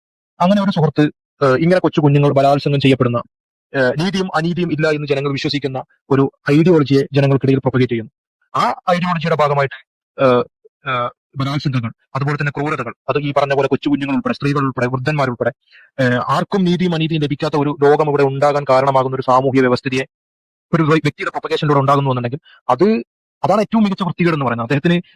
അദ്ദേഹത്തിന്റെ ആ ഒരു ചിന്താ പരീക്ഷണത്തിൽ കൊണ്ടുവന്ന ആ വ്യക്തി ചെയ്യുന്നതിനേക്കാൾ 10,000 മടങ്ങ് വൃത്തികേടാണ് ഈ രണ്ടാമത് ചെയ്യുന്ന വ്യക്തി ചെയ്യുന്നത്. കാരണം ഈ ഡയറക്ട്ലി കോസിങ് ഇറ്റ്, ഈ പറഞ്ഞ സാമൂഹ്യ വ്യവസ്ഥയിലേക്ക് ഈ രൂപത്തിൽ ധാർമ്മികമായ മൂല്യങ്ങൾ ഇല്ലാകുന്ന ഒരു അവസ്ഥയിലേക്ക് അദ്ദേഹം കാരണമായി വർത്തിക്കാൻ ആ വ്യക്തി ചെയ്തത്. രണ്ടാമത്തെ വ്യക്തിക്ക് അതിൽ ഇദ്ദേഹം പറയുന്ന ഉദാഹരണത്തിലുള്ള വ്യക്തി അതിന് ഡയറക്ട്ലി കാരണമാകുന്നില്ല. അദ്ദേഹം ജസ്റ്റ് കണ്ടുവെക്കുന്നു, ഒന്നും ചെയ്യുന്നില്ലെന്നേ ഉള്ളൂ. എന്നാൽ ആ ക്രൂരകൃത്യത്തിൽ തന്നെ അടിസ്ഥാന കാരണമായി വർത്തിക്കുന്ന ചെയ്യുന്ന വ്യക്തിയാണ് 10,000 മടങ്ങ് കുറ്റവാളിയായിട്ടുള്ളത്. അപ്പോൾ എമോഷണലായിട്ട് ഇദ്ദേഹം ഈ ആർഗ്യുമെന്റ് മേക്ക് ചെയ്യുമ്പോൾ ഇദ്ദേഹത്തിന് ശരിക്കും എമോഷണലി ഇങ്ങനെ വ്യക്തികൾ സഫറിങ്സ് അനുഭവിക്കുന്നതിൽ പ്രശ്നമുണ്ട് എന്നുണ്ടെങ്കിൽ, വ്യക്തികൾ ഇങ്ങനെ പ്രയാസങ്ങൾ അനുഭവിക്കുന്നതിലുള്ള ഒരു പ്രശ്നം ഇദ്ദേഹത്തിന് ഉള്ളത് കൊണ്ടാണ് ഇങ്ങനെയുള്ള ആർഗ്യുമെന്റ്സ് മേക്ക് ചെയ്യുന്നത് എന്നുണ്ടെങ്കിൽ, it's really his concern, then he should shut his mouth. അദ്ദേഹം എത്തീസം എന്ന് പറയുന്ന ഈ ആശയത്തിന് വേണ്ടി സംസാരിക്കുന്നത് നിർത്താൻ ആദ്യം ചെയ്യേണ്ടത്. കാരണം നാസ്തികമായിട്ടുള്ള ഒരു ലോകവീക്ഷണത്തിലേക്ക് വന്നു കഴിഞ്ഞാൽ അവിടെ നീതി ഉണ്ടാകുന്നില്ല, അവിടെ ന്യായം ഉണ്ടാകുന്നില്ല, അവിടെ ഒരു തരത്തിലുള്ള ജസ്റ്റിസ് ഉണ്ടാകുന്നില്ല. ഇനി ബലാത്സംഗം ചെയ്യാൻ പോകുന്ന ബലാത്സംഗിയായിട്ടുള്ള ഒരു വ്യക്തി, അദ്ദേഹത്തിന്റെ നേച്ചർ തന്നെ ബലാത്സംഗത്തിലൂടെ മാത്രമേ ഒരു പ്ലഷർ കിട്ടൂ എന്ന സ്വഭാവത്തിൽ ജീവിക്കുന്ന ഒരു വ്യക്തി, അങ്ങനെ ഒരു വ്യക്തിയെ ഒരു രൂപത്തിലും പിന്തിരിപ്പിക്കാനുള്ള ഒരു ആശയഘടന ഈ പറഞ്ഞ നാസ്തികതയ്ക്കകത്തില്ല. ഇനി നാസ്തികതയ്ക്കകത്ത് കൂടെ തന്നെ നോക്കിക്കഴിഞ്ഞാൽ ജീവിതം എന്ന് പറയുന്നത് ഇറ്റ്സ് റെയർ ഓഫ് റെയർസ്. യാദൃച്ഛികതയുടെ മൂർധന്യാവസ്ഥയിൽ എങ്ങനെയോ വീണ് കിട്ടിയ ഒന്ന് മാത്രമാണ് ഈ ജീവിതം എന്ന് പറയുന്നത്. ആ ജീവിതത്തെ ഒരു വ്യക്തി താൻ എങ്ങനെയെല്ലാമാണോ ആസ്വദിച്ച് തീർക്കാൻ ഉദ്ദേശിക്കുന്നത് അങ്ങനെയെല്ലാം ആസ്വദിച്ച് തീർക്കുക എന്നുള്ളതിനുള്ള യുക്തി മാത്രമാണ് നാസ്തികത നിൽക്കുന്നത്. അപ്പോൾ നാസ്തികതയിലേക്ക് വന്നു കഴിഞ്ഞാൽ, നാസ്തികമായിട്ടുള്ള ഒരു ലോകവീക്ഷണത്തിലൂടെ ഒരു മനുഷ്യൻ ഈ കാണുന്ന ലോകത്തേക്ക് നോക്കിക്കഴിഞ്ഞാൽ അവിടെ ബലാത്സംഗത്തിലൂടെ സെൽഫ് പ്ലഷർ ഉണ്ടാക്കിയെടുക്കണമെന്ന് ആഗ്രഹിക്കുന്ന ആളുകൾക്ക് അത് നേടിയെടുക്കുക എന്നുള്ളതിന് മാത്രമാണ് അവിടെ യുക്തിയുള്ളത്. മോഷണത്തിലൂടെ കുറെ സമ്പാദ്യം ഉണ്ടാക്കിയെടുക്കണമെന്ന് ആഗ്രഹിക്കുന്ന ആളുകൾക്ക് അങ്ങനെ കുറെ സമ്പാദ്യം ഉണ്ടാക്കാം എന്നുള്ളൊരു യുക്തി മാത്രമാണ് നാസ്തികത നൽകുന്നത്. ജനങ്ങളെ അടിമകളാക്കിക്കൊണ്ടോ ജനങ്ങളെ പീഡിപ്പിച്ചുകൊണ്ട് താൻ ഉദ്ദേശിക്കുന്ന ഒരു ലോകവ്യവസ്ഥയെ ഉണ്ടാക്കി അതിൽ അഭിരമിക്കാനാണ് ആരെങ്കിലും താല്പര്യപ്പെടുന്നത് എന്നുണ്ടെങ്കിൽ അങ്ങനെയുള്ള ഒരു ലോകവ്യവസ്ഥയെ ഉണ്ടാക്കിയെടുക്കാൻ ആ വ്യക്തിക്ക് ന്യായമാവുക മാത്രമാണ് നാസ്തികത ചെയ്യുന്നത്. അഥവാ it's not a cure. Atheism ഒരു രൂപത്തിലും ഈ പറയുന്ന എവിൽസിന്, ഈ കാണുന്ന സഫറിങ്സിന് പരിഹാരമാകുന്നില്ല എന്ന് മാത്രമല്ല ആ പ്രശ്നത്തിന്റെ റൂട്ട് കടക്കുന്നത് തന്നെ നാസ്തികതയിൽ അധിഷ്ഠിതമായിട്ടുള്ള ഒരു ലോകവ്യവസ്ഥയിലാണ്. അപ്പോൾ if it's really your concern, ഈ പറഞ്ഞ പ്രശ്നങ്ങൾ സമൂഹത്തിൽ ഉണ്ടാകുന്നു എന്നുള്ളതാണ് നിങ്ങളുടെ പ്രശ്നം എന്നുണ്ടെങ്കിൽ you should shut your mouth. നിങ്ങൾ ഈ പറഞ്ഞ നാസ്തികത പ്രചരിപ്പിക്കുന്ന ആ പരിപാടികൾ നിർത്തിപ്പോകാൻ എന്നുള്ളതാണ് നിങ്ങൾക്ക് ഒരു സമൂഹത്തോട് ചെയ്യാൻ കഴിയുന്ന ഏറ്റവും മോറൽ ആയിട്ടുള്ള കാര്യം. സോ എന്തുമാത്രമല്ല, വ്യക്തികളുടെ വെൽഫെയറിന് വേണ്ടിയിട്ട് അതിന് എന്തെങ്കിലും തരത്തിൽ വാല്യൂ നിങ്ങൾ കൽപ്പിക്കുന്നുണ്ടെങ്കിൽ നാസ്തികതയിലൂടെ ഒരു ജീവിതത്തെ നോക്കി കാണുന്ന വ്യക്തി, നാസ്തികത എന്താണ് മനുഷ്യനോട് മാനസികമായി ചെയ്യുന്നത് എന്നുള്ളതിനെ സംബന്ധിച്ച് ശാസ്ത്രീയമായി തന്നെ നടന്നിട്ടുള്ള പഠനങ്ങളുണ്ട്. അപ്പോൾ പ്യൂർ റിസർച്ചിന്റെ പഠനമുണ്ട് 2019 എങ്ങനെയാണ് വിശ്വാസമില്ലായ്മയും മനുഷ്യരുടെ ഹെൽത്തിനെയും മറ്റൊക്കെ ബാധിക്കുന്നത് എന്നുള്ള തലക്കെട്ടിൽ വരുന്ന പഠനം. ആ പഠനത്തിൽ നോക്കിക്കഴിഞ്ഞാൽ എത്തീസം എന്ന് പറയുന്നത് എത്തിസ്റ്റുകളാണ് ഡിപ്രഷൻ കൂടുതലായി കാണപ്പെടുന്നത് എന്നുള്ളതും, അതുപോലെ തന്നെ കൂടുതൽ പ്രാക്ടിക്കലി റിലീജിയസ് ആയിട്ടുള്ള ആളുകളാണ് കൂടുതൽ സമാധാനവും സന്തോഷം കാണുന്നത് എന്നുള്ളതൊക്കെ സ്റ്റഡീസ് പറയുന്ന കാര്യമാണ്. ഇത് തന്നെ അനവധി പഠനങ്ങൾ കാണാൻ കഴിയും. ഇവർ പറയുന്ന സ്കാൻഡിനേവിയൻ കൺട്രീസിന്റെ സന്തോഷത്തെ കുറിച്ച് പറയുന്നിടത്ത് പോലും അവർ നടക്കുന്ന ഷാരോസ് ഓഫ് ഹാപ്പിനെസ് എന്ന തലക്കെട്ടിലുള്ള പഠനങ്ങൾ പറയുന്നത് റിലീജിയസ് ആയിട്ടുള്ള ആളുകളെയാണ് കൂടുതൽ ഹാപ്പിനെസ് കാണുന്നത്, കൂടുതൽ സമാധാനം കാണുന്നത്, കൂടുതൽ സന്തോഷം കാണുന്നത്. അപ്പോൾ വ്യക്തികളുടെ സമാധാനത്തിനും സന്തോഷത്തിനും നിങ്ങൾ വലിയ രൂപത്തിൽ പ്രാധാന്യം കൽപ്പിക്കുന്നുണ്ടെങ്കിൽ, അവരുടെ സഫറിംഗ് ഇല്ലാതാകുന്ന ഒരു അവസ്ഥയ്ക്ക് നിങ്ങൾ പ്രാധാന്യം കൽപ്പിക്കുന്നുണ്ടെങ്കിൽ, the greatest good you can do, നിങ്ങൾക്ക് ചെയ്യാൻ കഴിയുന്നതിൽ വെച്ച് ഏറ്റവും വലിയ നന്മയാണ് ഇവിടെ ദൈവവിശ്വാസം പ്രചരിപ്പിക്കുക എന്നുള്ളത്. കാരണം ദൈവത്തിൽ വിശ്വസിക്കുന്ന ജനങ്ങളുടെ മാനസിക ആരോഗ്യം മെച്ചപ്പെടും, അവരുടെ ഡിപ്രഷൻ ആൻഡ് ആൻസൈറ്റി റേറ്റ് കുറയും, അതുപോലെ തന്നെ ഏറ്റവും ഹെൽത്തി ആയിട്ടുള്ള ഒരു സമൂഹം ഇവിടെ ഉണ്ടാവും. സമൂഹം ഉണ്ടായി വരുന്നതിനെ സംബന്ധിച്ചിട്ടുള്ള നരവംശ പഠനങ്ങൾ തന്നെ പറയുന്നത് വെറും ഗോത്രങ്ങളായി ചെയ്തിരുന്ന മനുഷ്യരെ ഒരുമിപ്പിച്ചത്, അവരെ കൊണ്ട് സമൂഹങ്ങൾ ഉണ്ടാക്കിയത്, അതുപോലെ തന്നെ അവർക്കിടയിൽ മോറൽ യൂണിഫിക്കേഷൻ കൊണ്ടുവന്നത്, സമൂഹത്തിൽ ധാർമ്മികമായിട്ടുള്ള ഒരു ഏകോപനം കൊണ്ടുവന്ന് ഇന്നത്തെ ആധുനിക രാഷ്ട്ര ഘടനകളിലേക്ക് പോലും കൊണ്ടെത്തിച്ചത്, ആധുനിക മനുഷ്യാവകാശ നിയമങ്ങളിലോട്ട് കൊണ്ടെത്തിച്ചത്, ആധുനിക ഭരണകൂടത്തിലേക്കും ഭരണഘടനകളിലേക്കും കൊണ്ടുവച്ചത് അടിസ്ഥാനപരമായി പ്രാഥമികമായി മതദർശനങ്ങളാണ്, ദൈവവിശ്വാസമാണ്. അപ്പോൾ മനുഷ്യന്റെ ഈ നാഗരികതയെ മുഴുവൻ ഉണ്ടാക്കിയെടുത്തിട്ടുള്ളത്, മനുഷ്യന്റെ മാനസിക നിലയെ ഏറ്റവും നല്ല രൂപത്തിൽ സഹായിക്കുന്നത്, മനുഷ്യന്റെ ധാർമ്മികമായ നിലനിൽപ്പിന് ഏറ്റവും അനുയോജ്യമായത് എന്നിങ്ങനെ ദി ഗ്രേറ്റസ്റ്റ് ഗുഡ്, ഞാൻ നേരത്തെ പറഞ്ഞതുപോലെ ഇതാണ് ഒരു മനുഷ്യന് ഈ സമൂഹത്തോട് ചെയ്യാൻ കഴിയുന്ന ഏറ്റവും വലിയ നന്മ എന്ന് പറയുന്നത്. ആ നന്മയെ എതിർത്തുകൊണ്ട് നിങ്ങൾ ഇവിടെ പറയുന്ന എത്തീസം മനുഷ്യൻ നിൽക്കുന്ന എന്താണ്? മനുഷ്യൻ ഏറ്റവും സെൽഫിഷായി ബിഹേവ് ചെയ്യാൻ മാത്രം യുക്തി നിൽക്കുന്ന ഒരു സാധാരണ എത്തീസം. കാരണം നിങ്ങൾ ഒരു നാസ്തികനാണെന്നുണ്ടെങ്കിൽ നാസ്തികതയിൽ കൊണ്ട് ഈ ലോകത്തേക്ക് നോക്കിക്കഴിഞ്ഞാൽ നിങ്ങൾക്ക് എന്ത് രൂപത്തിൽ, ഏത് രൂപത്തിൽ ഈ കാണുന്ന ജീവിതത്തെ ആസ്വദിക്കാനാണോ നിങ്ങൾക്ക് താല്പര്യമുള്ളത്, അത് ആ രൂപത്തിൽ ആസ്വദിച്ച് തീർക്കുക എന്നുള്ളതിന് മാത്രമാണ് നാസ്തികത യുക്തി നിൽക്കുന്നത്. അതുകൊണ്ടാണ് പിന്നെ പരിണാമപരമായി തന്നെ മനുഷ്യന്റെ അഡാപ്റ്റബിലിറ്റിയിലൂടെ ഉണ്ടായി വന്നിട്ടുള്ള സൈക്കോളജി എന്ന് പറയുന്നത് തന്നെ മനുഷ്യൻ അടിസ്ഥാനപരമായി സ്വാർത്ഥനാണെങ്കിൽ മാത്രമാണ് പിന്നെ അവൻ അഡാപ്റ്റ് ചെയ്ത് അടുത്ത തലമുറയിലോട്ട് എത്താൻ കഴിയുള്ളൂ, ജനറ്റിക്സ് കോപ്പി ആവുള്ളൂ എന്നുള്ള. അപ്പോൾ അങ്ങനെ നോക്കിക്കഴിഞ്ഞാൽ അങ്ങനെ സ്വാർത്ഥനായിട്ടുള്ള മനുഷ്യൻ, സ്വാർത്ഥത എന്ന് പറയുന്നത് is the root of all evil. എല്ലാ തിന്മകളുടെയും അടിസ്ഥാനം എന്ന് പറയുന്നത് സ്വാർത്ഥതയാണ്. കാരണം മോഷ്ടിക്കുന്നവരാണെങ്കിലും ബലാത്സംഗം ചെയ്യുന്നവരാണെങ്കിലും കൊള്ളയടിക്കുന്നവരാണെന്നുണ്ടെങ്കിലും കൊലപാതകം ചെയ്യുന്നവരാണെന്നുണ്ടെങ്കിലും ഈ നേരത്തെ ഇദ്ദേഹം തന്നെ ഉദാഹരിക്കുന്ന കൊച്ചു കുഞ്ഞുങ്ങളെ ബലാത്സംഗം ചെയ്യുന്നവരാണെങ്കിലും അവരെല്ലാം അത് ചെയ്യുന്നത് അവരുടെ സെൽഫ് പ്ലഷറിന് വേണ്ടിയിട്ടാണ്, അവരുടെ സ്വാർത്ഥ താല്പര്യങ്ങൾക്ക് വേണ്ടിയാണ്, അവരുടെ സെൽഫിഷ്നെസിന് വേണ്ടിയിട്ടാണ്. അപ്പൊ ഇങ്ങനെയുള്ള സെൽഫിഷ്നെസ് എന്താണോ അതനുസരിച്ച് മാത്രം മനുഷ്യനെ ജീവിക്കാൻ പ്രാപ്തമാക്കുന്ന ഒരു നാറിയ ആശയം ചുമന്നിട്ട് ആ ആശയത്തെ പ്രചരിപ്പിക്കാൻ വേണ്ടി, അതിനെ പ്രൊപ്പഗേറ്റ് ചെയ്യാൻ വേണ്ടിയിട്ട്, അല്ലെങ്കിൽ അതിന്റെ പ്രൊപ്പഗേഷന് സഹായകമാകുന്ന രീതിയിൽ ഒരു വീഡിയോ താങ്കൾ ചെയ്തിട്ടുണ്ട് എന്നുണ്ടെങ്കിൽ ഇപ്പൊ താങ്കൾക്ക് ചെയ്യാൻ കഴിയുന്ന ഏറ്റവും നല്ല കാര്യം അത്തരത്തിലുള്ള ഒരു വീഡിയോ ഡിലീറ്റ് ചെയ്ത് തൂക്കിയെടുത്ത് കളയാന്നുള്ളതാണ്. സോ പിന്നെ ഇതാണ് യാഥാർത്ഥ്യം എന്നിരിക്കുക. അദ്ദേഹത്തോട് ചോദിക്കാനുള്ളതാണ്, don't you have a moral obligation to shut up? പിന്നെ ഇമാതിരി നാസ്തികത എന്ന് പറയുന്ന ഒരു ആശയത്തെ പ്രചരിപ്പിക്കുക എന്നുള്ളത് നിർത്തി പോകുക എന്നുള്ളതാണ് ഈ ഒരു അവസ്ഥയിൽ അദ്ദേഹത്തിന് ചെയ്യാൻ കഴിയുന്ന ഏറ്റവും നല്ല കാര്യം. അപ്പോൾ അദ്ദേഹം ഈ എമോഷണൽ ആയിട്ടുള്ള കുറെ കാര്യങ്ങളൊക്കെ പറഞ്ഞ് അതിൽ നിന്ന് ദൈവമില്ല എന്നുള്ള ആർഗ്യുമെന്റ്സ് ഒക്കെ ഉരുത്തിരിഞ്ഞ് ഉണ്ടാക്കിയെടുക്കാൻ ശ്രമിക്കുമ്പോൾ അദ്ദേഹം അവിടെ എമോഷണൽ കണ്ടന്റ് കൊണ്ടുവരാൻ വേണ്ടി ഉദാഹരിക്കുന്ന ഈ എവിൽസും ഈ പറഞ്ഞ തെറ്റായ അല്ലെങ്കിൽ അധാർമികമായിട്ടുള്ള കാര്യങ്ങളൊക്കെ ആ കാര്യങ്ങളുടെ റൂട്ട് കടക്കുന്നത് തന്നെ താങ്കൾ പ്രൊപ്പഗേറ്റ് ചെയ്യുന്ന ആശയത്തിലാണ്. സോ താങ്കളുടെ കൺസേൺ റിയലി അതാണ് എന്നുള്ളത് തോന്നുന്നില്ല എന്നുള്ളതാണ് ആമുഖമായി പറഞ്ഞു വെക്കാനുള്ളത്. എവിടെയാണ് എൻ്റെ ചോദ്യത്തിന്റെ ഉത്തരം? ഒരു സെക്കൻഡ് നേരം പോലും എൻ്റെ ചോദ്യത്തെ അദ്ദേഹം കൈകാര്യം ചെയ്തിട്ടില്ല. ചോദ്യത്തിന് ഉത്തരം കൊടുത്തു എന്ന് ടൈറ്റിൽ കൊടുത്തിട്ട് ഉത്തരത്തിൽ ഒരാളോട് റൂഡായിട്ട് തന്നെ നിരന്തരം സംസാരിക്കുക. ഷടപ്പ് എന്ന് പറയുമ്പോൾ അത് ഒരിക്കലും ഒരു സംഭാഷണത്തിൽ, മാന്യമായിട്ടുള്ള ഒരു സംഭാഷണത്തിൽ പറയാൻ സാധിക്കുന്ന ഒരു കാര്യമല്ല. ഒരാളൊരു ചോദ്യം ചോദിക്കുമ്പോൾ ഒന്നെങ്കിൽ ആ ചോദ്യം എനിക്ക് പറയാൻ സാധിക്കില്ലെന്ന് പറയുക, അല്ലെങ്കിൽ ആ ചോദ്യത്തെ മുൻപ് പറഞ്ഞ വ്യക്തി ചെയ്തതുപോലെ തന്നെ ആ ചോദ്യത്തെ വഴിതിരിച്ച് വിട്ടിട്ട്, അതായത് ആടിനെ പട്ടിയാക്കിയിട്ട് എന്നിട്ട് ആക്രമിക്കുക. അങ്ങനെയാണെങ്കിലും ഓക്കെ. പക്ഷേ വളരെ മോശമായിട്ട് ആ വ്യക്തിയെ തന്നെ ആക്രമിക്കുക, ഷടപ്പ് എന്ന് പറയുന്നത് വളരെ റൂഡായിട്ടുള്ള ഒരു വാക്കാണ്. അത് ഇത്തരത്തിലുള്ള മാന്യമായിട്ടുള്ള സംഭാഷണങ്ങൾക്കിടയിൽ ഒരിക്കലും ഉപയോഗിക്കാൻ പാടില്ല. അപ്പം ഞാൻ വിനയപൂർവ്വം പറയുകയാണ്, താങ്കൾ ഇത്തരത്തിലുള്ള സംഭാഷണങ്ങൾ, അത്തരത്തിലുള്ള വാക്കുകൾ പരമാവധി ഒഴിവാക്കിയിട്ട് ആ ചോദ്യത്തെ തന്നെ അഡ്രസ് ചെയ്യാനായിട്ട് ശ്രമിക്കുക. അദ്ദേഹം ഒരു രീതിയിലും എന്റെ ചോദ്യത്തെ അഡ്രസ് ചെയ്യുന്നില്ല. പിന്നെ ഇതില് ഒന്നാമത് ഇത് അവസാനിപ്പിക്കുന്നത് തന്നെ ആമുഖമായി പറഞ്ഞു വയ്ക്കാനുള്ളത് പിന്നെ ഈ വിഷയങ്ങളാണെന്നാണ് പറഞ്ഞിട്ട് അത് പറയുന്നത്. അദ്ദേഹത്തിന്റെ ഉത്തരവായിട്ടാണെന്നല്ല, ഒരിക്കലും ആമുഖത്തിൽ തന്നെ ഉത്തരം ഉണ്ടായിക്കോളണം എന്നുള്ള ഒരു നിർബന്ധമില്ല. മാത്രമല്ല ഈ വിഷയം സംസാരിച്ച് തുടങ്ങുന്നതും ഈ ഒരു വിഷയത്തിലേക്ക് കടക്കുന്നതിന് മുൻപ് ഇന്ന വിഷയങ്ങൾ നമുക്ക് കൈകാര്യം ചെയ്യാനുണ്ടെന്ന് പറഞ്ഞിട്ടാണ്. അപ്പോൾ സ്വാഭാവികമായിട്ടും ഒരു ചർച്ചയാകുമ്പോൾ അതിന്റെ എല്ലാ തലങ്ങളും എടുത്ത് നമ്മൾ സംസാരിക്കും. ഇദ്ദേഹം പറയുന്ന ഈ ഒരു എമോഷണൽ അപ്പീലുള്ള ഒരു ആർഗ്യുമെന്റിന് ശരിക്കും എമോഷണൽ ആയിട്ടുള്ള ഇഷ്യൂസാണ് അദ്ദേഹത്തിന് ഉള്ളത് എന്നുണ്ടെങ്കിൽ പിന്നെ എത്തീസം പോലെ ഇമ്മോറൽ ആയിട്ടുള്ള ഒരു, അല്ലെങ്കിൽ പിന്നെ ധാർമ്മിക രഹിതമായിട്ടുള്ള ഒരു ആശയം പ്രചരിപ്പിക്കുന്നത് കൊണ്ടുള്ള സാമൂഹ്യ വിരുദ്ധമായിട്ടുള്ള പിന്നെ കുറെ അധാർമികമായിട്ടുള്ള കുറെ കാര്യങ്ങൾ സമൂഹത്തിൽ ഉണ്ടാകുന്ന പ്രശ്നങ്ങളെ കുറിച്ചൊക്കെ അദ്ദേഹം വെറിയിടാവണം. പിന്നെ ഇതിൽ ഉടനീളം അദ്ദേഹം ഇടയ്ക്ക് ആവർത്തിക്കുന്ന ഒരു കാര്യമുണ്ട്, അതായത് നമ്മൾ ഷട്ടപ്പ് എന്ന് പറഞ്ഞു എന്നുള്ളത്. ഷട്ടപ്പ് എന്ന് പറയുന്ന ഒന്നും ഒരു മോശം വാക്കല്ല, പിന്നെ നമ്മൾ വായടയ്ക്കുക എന്ന് പറഞ്ഞാൽ, അപ്പോൾ എന്തിനു വേണ്ടി അങ്ങനെ പറയുന്നു എന്നുള്ള വിഷയം അദ്ദേഹത്തിന്റെ വർത്തമാനത്തിൽ നിന്ന് തന്നെ നമുക്ക് മനസ്സിലാവും. അപ്പോൾ അദ്ദേഹം പറയുന്നുണ്ട് യൂണിറ്റ് 731 എന്ന് പറയുന്ന ഒരു പ്രൊസീജിയറിന്റെ ഭാഗമായി വളരെ ക്രൂരമായ കാര്യങ്ങൾ, അതായത് കുഞ്ഞുങ്ങളെ പോലും പുറത്തെടുത്ത് അവരെ കീറി മുറിച്ചുകൊണ്ടുള്ള പരീക്ഷണങ്ങളൊക്കെ മനുഷ്യർ നടത്തി, ഇതൊക്കെ വളരെ ക്രൂരമല്ലേ എന്നുള്ള ആ ഒരു എമോഷണൽ ഐഡിയയാണ് അദ്ദേഹം അവിടെ പിന്നെ കൊണ്ടുവരുന്നത്. അപ്പോൾ അത് അദ്ദേഹത്തിനെതിരെയുള്ള ഒരു ആർഗ്യുമെന്റാണ്, അദ്ദേഹം മുന്നോട്ട് വയ്ക്കുന്ന ഒരു ലോകവീക്ഷണത്തിനെതിരെയുള്ള ആർഗ്യുമെന്റാണ്. കാരണം പിന്നെ ഇപ്പോൾ യൂണിറ്റ് 731 എന്താണെന്നുള്ള അദ്ദേഹം വിശദീകരിച്ചിട്ടുണ്ടെന്നൊക്കെ അദ്ദേഹം പറയുന്നുണ്ട്. അപ്പോൾ സ്വാഭാവികമായിട്ട് അദ്ദേഹത്തിന് അറിയായിരിക്കും, ഇപ്പോൾ ജാപ്പനീസ് ആർമി അവരുടെ കുറേ രാസജൈവ പരീക്ഷണങ്ങളുടെ ഭാഗമായി ആളുകളെ കൊണ്ടുവന്ന് പീഡിപ്പിച്ച് അവരിൽ പല രൂപത്തിലുള്ള പകർച്ചവ്യാധികളും മറ്റൊക്കെ പരീക്ഷിച്ചു ഒക്കെ ആളുകളെ 10,000-കണക്കിന് ആളുകളെ കൊന്നു എന്നാണ് പറയുന്നത്. ഈ ജാപ്പനീസ് ആർമിയുടെ ഐഡിയോളജി എന്തായിരുന്നു? ഒരു ഷിൻഡോ റിലീജിയൻ ആയിരുന്നു. ഷിൻഡോ റിലീജിയൻ എന്ന് പറയുന്നത് കേവലം നാഷണലിസവും അതുപോലെ കുറച്ച് പിന്നെ പ്രകൃതി ദൈവവാദങ്ങളൊക്കെ ആയി കൊണ്ടുപോകുന്ന ഒരു ആശയം എന്നതിനപ്പുറത്തേക്ക് ഒരു ക്രിയേറ്റർ ഗോഡ്, ഒരു സൃഷ്ടാവായ ദൈവം എന്നുള്ള ഒരു ആശയം അവരെ സംബന്ധിച്ചിടത്തോളം ഇല്ല. ഈ ചെയ്യുന്ന നന്മതിന്മകൾക്കൊക്കെ ഉത്തരം പറയേണ്ടി വരും ഒരു ദിവസം ഉണ്ടാകും എന്നുള്ളൊരു വിശ്വാസം അവരെ സംബന്ധിച്ചിടത്തോളം ഇല്ല. So it's an atheistic religion. അവരെ സംബന്ധിച്ചിടത്തോളം അതൊരു ദൈവരഹിതമായിട്ടുള്ള ഒരു ലോകവീക്ഷണമാണ്. സ്വാഭാവികമായും ദൈവരഹിതമായിട്ടുള്ള ഒരു ലോകവീക്ഷണം കൊണ്ടു നടക്കുന്ന ആളുകൾക്ക് മാത്രമാണ് ഈ പറഞ്ഞ ഏത് കാര്യത്തെയും ഒരുതരം തെറ്റാണ് ചെയ്യുന്നത് എന്നുള്ള ഒരു ഉണർവില്ലാതെ ചെയ്യാൻ കഴിയുക. സ്വാഭാവികമായിട്ടും പിന്നെ എല്ലാം ഭൗതികത മാത്രമാണ് എന്നുണ്ടെങ്കിൽ പിന്നെ അവിടെ നന്മ എന്ന് പറയുന്ന ഒരു കാര്യം ഉണ്ടാകുന്നില്ല, തിന്മ എന്ന് പറയുന്ന ഒരു കാര്യം ഉണ്ടാകുന്നില്ല. ഇപ്പോൾ നമുക്ക് ഹിറ്റ്ലറിന്റെ കീഴിൽ നോക്കിക്കഴിഞ്ഞാൽ അദ്ദേഹം ദശലക്ഷക്കണക്കിന് ആളുകളെ കൊല്ലുന്നുണ്ട്. സ്റ്റാലിൻ 20 ദശലക്ഷം ആളുകളെ കൊല്ലുന്നുണ്ട്. സ്റ്റാലിൻ എത്തീസ്റ്റ് ആയിരുന്നു, നാസ്തികനായിരുന്നു എന്ന് മാത്രമല്ല അദ്ദേഹം പറയുന്നത് പിന്നെ എത്തീസത്തിൽ അധിഷ്ഠിതമായിട്ടുള്ള ഒരു സ്റ്റേറ്റ് എത്തീസം പ്രയോഗവൽക്കരിക്കപ്പെടുന്ന ഒരു സാഹചര്യമാണ് റഷ്യയിൽ കൊണ്ടുവരുന്നതെന്നാണ് അദ്ദേഹം പറഞ്ഞത്. അപ്പോൾ അത് തന്നെ മാവോയുടെ കീഴിലും ഒക്കെ നമുക്ക് കാണാൻ കഴിയും. അപ്പോൾ ഇങ്ങനെ എത്തീസ്റ്റുകളായിട്ടുള്ള ആളുകൾക്ക് ഒരു തരം ഉൾക്കുത്തുമില്ലാതെ ഇങ്ങനെ ദശലക്ഷക്കണക്കിന് ആളുകളെ കൊല്ലാൻ കഴിയുന്നത് എത്തീസത്തിനകത്ത് അതിനുള്ള സാധ്യതകൾ ഉള്ളത് കൊണ്ടാണ്. ഒരു എത്തീസ്റ്റിനെ സംബന്ധിച്ചിടത്തോളം 10,000 പിന്നെ എന്തെങ്കിലും ജന്തുക്കളെ കൊല്ലുന്നതോ 10,000 മനുഷ്യരെ കൊല്ലുന്നതോ തമ്മിൽ ഒരു തരത്തിലുള്ള വ്യത്യാസമില്ല. എല്ലാം ഭൗതികതകളുടെ ഒരു തരം റീ അറേഞ്ച്മെന്റ് മാത്രമാണ്. അപ്പോൾ ഇത് അടിസ്ഥാനപരമായിട്ട് എത്തീസത്തിന്റെ പ്രശ്നമാണ്. നമ്മൾ പറയുന്നത് ഇങ്ങനെ ഇത്രമാത്രം മനുഷ്യനെ ഇമ്മോറലാക്കുന്ന, ഇത്രമാത്രം ജസ്റ്റിസിനും നീതിക്കും ഒന്നും യാതൊരു വിലയുമില്ല എന്നൊരു ഐഡിയ മനുഷ്യർക്ക് നൽകുന്ന ഒരു ആശയത്തെ ആളുകളിലേക്ക് പ്രബോധനം ചെയ്യുക എന്ന് പറയുന്നത് അത്രയും ആളുകളെ ഇമ്മോറലാക്കുന്ന ഒരു ഐഡിയ ആണ്. അപ്പോൾ അങ്ങനെ ഒരു ആശയം പറയുന്നതിൽ നിന്ന് അദ്ദേഹം വായടയ്ക്കുക എന്നുള്ളത് തന്നെയാണ് അദ്ദേഹത്തിന് ചെയ്യാൻ കഴിയുന്ന ഏറ്റവും നല്ല കാര്യം. ഒന്ന് സ്റ്റേറ്റ് ചെയ്യുന്നത് നല്ലതായിരിക്കും. വിഷ്ണു വാസുദേവൻ എന്ന വ്യക്തിയെ കുറിച്ചല്ല പറയുന്നത്, ഏത്തിസം എന്ന ആശയത്തെ കുറിച്ച്, നിങ്ങളുടെ ഐഡിയോളജിയെ കുറിച്ച് തന്നെയാണ് പറയുന്നത്. കണ്ടിന്യൂ ചെയ്തോ, വീണ്ടും തെറ്റിദ്ധരിക്കാതിരിക്കാൻ വേണ്ടിയിട്ടാണ് പറയുന്നത്. അദ്ദേഹം ഒരു തോട്ട് എക്സ്പെരിമെന്റ് പോലെ ഒരു സുഹൃത്തിന്റെ കാര്യം പറയുന്നത്, അതായത് ഭൂമിയിൽ നന്മയും തിന്മയും ഒന്നുമില്ല, അതുകൊണ്ട് ആർക്കും എന്ത് വേണമെങ്കിലും ചെയ്യാം, അവരുടെ സുഖത്തിന് വേണ്ടി എന്ത് വേണമെങ്കിലും ചെയ്യാമെന്ന് പ്രചരിപ്പിക്കുന്ന ഒരു വ്യക്തിയെ എങ്ങനെ കാണും, അത് ശരിക്കും ദൈവത്തെക്കാൾ ക്രൂരനല്ലേ എന്നൊക്കെയാണ് അദ്ദേഹം പറയുന്നത്. അത് ശരിയാണ്.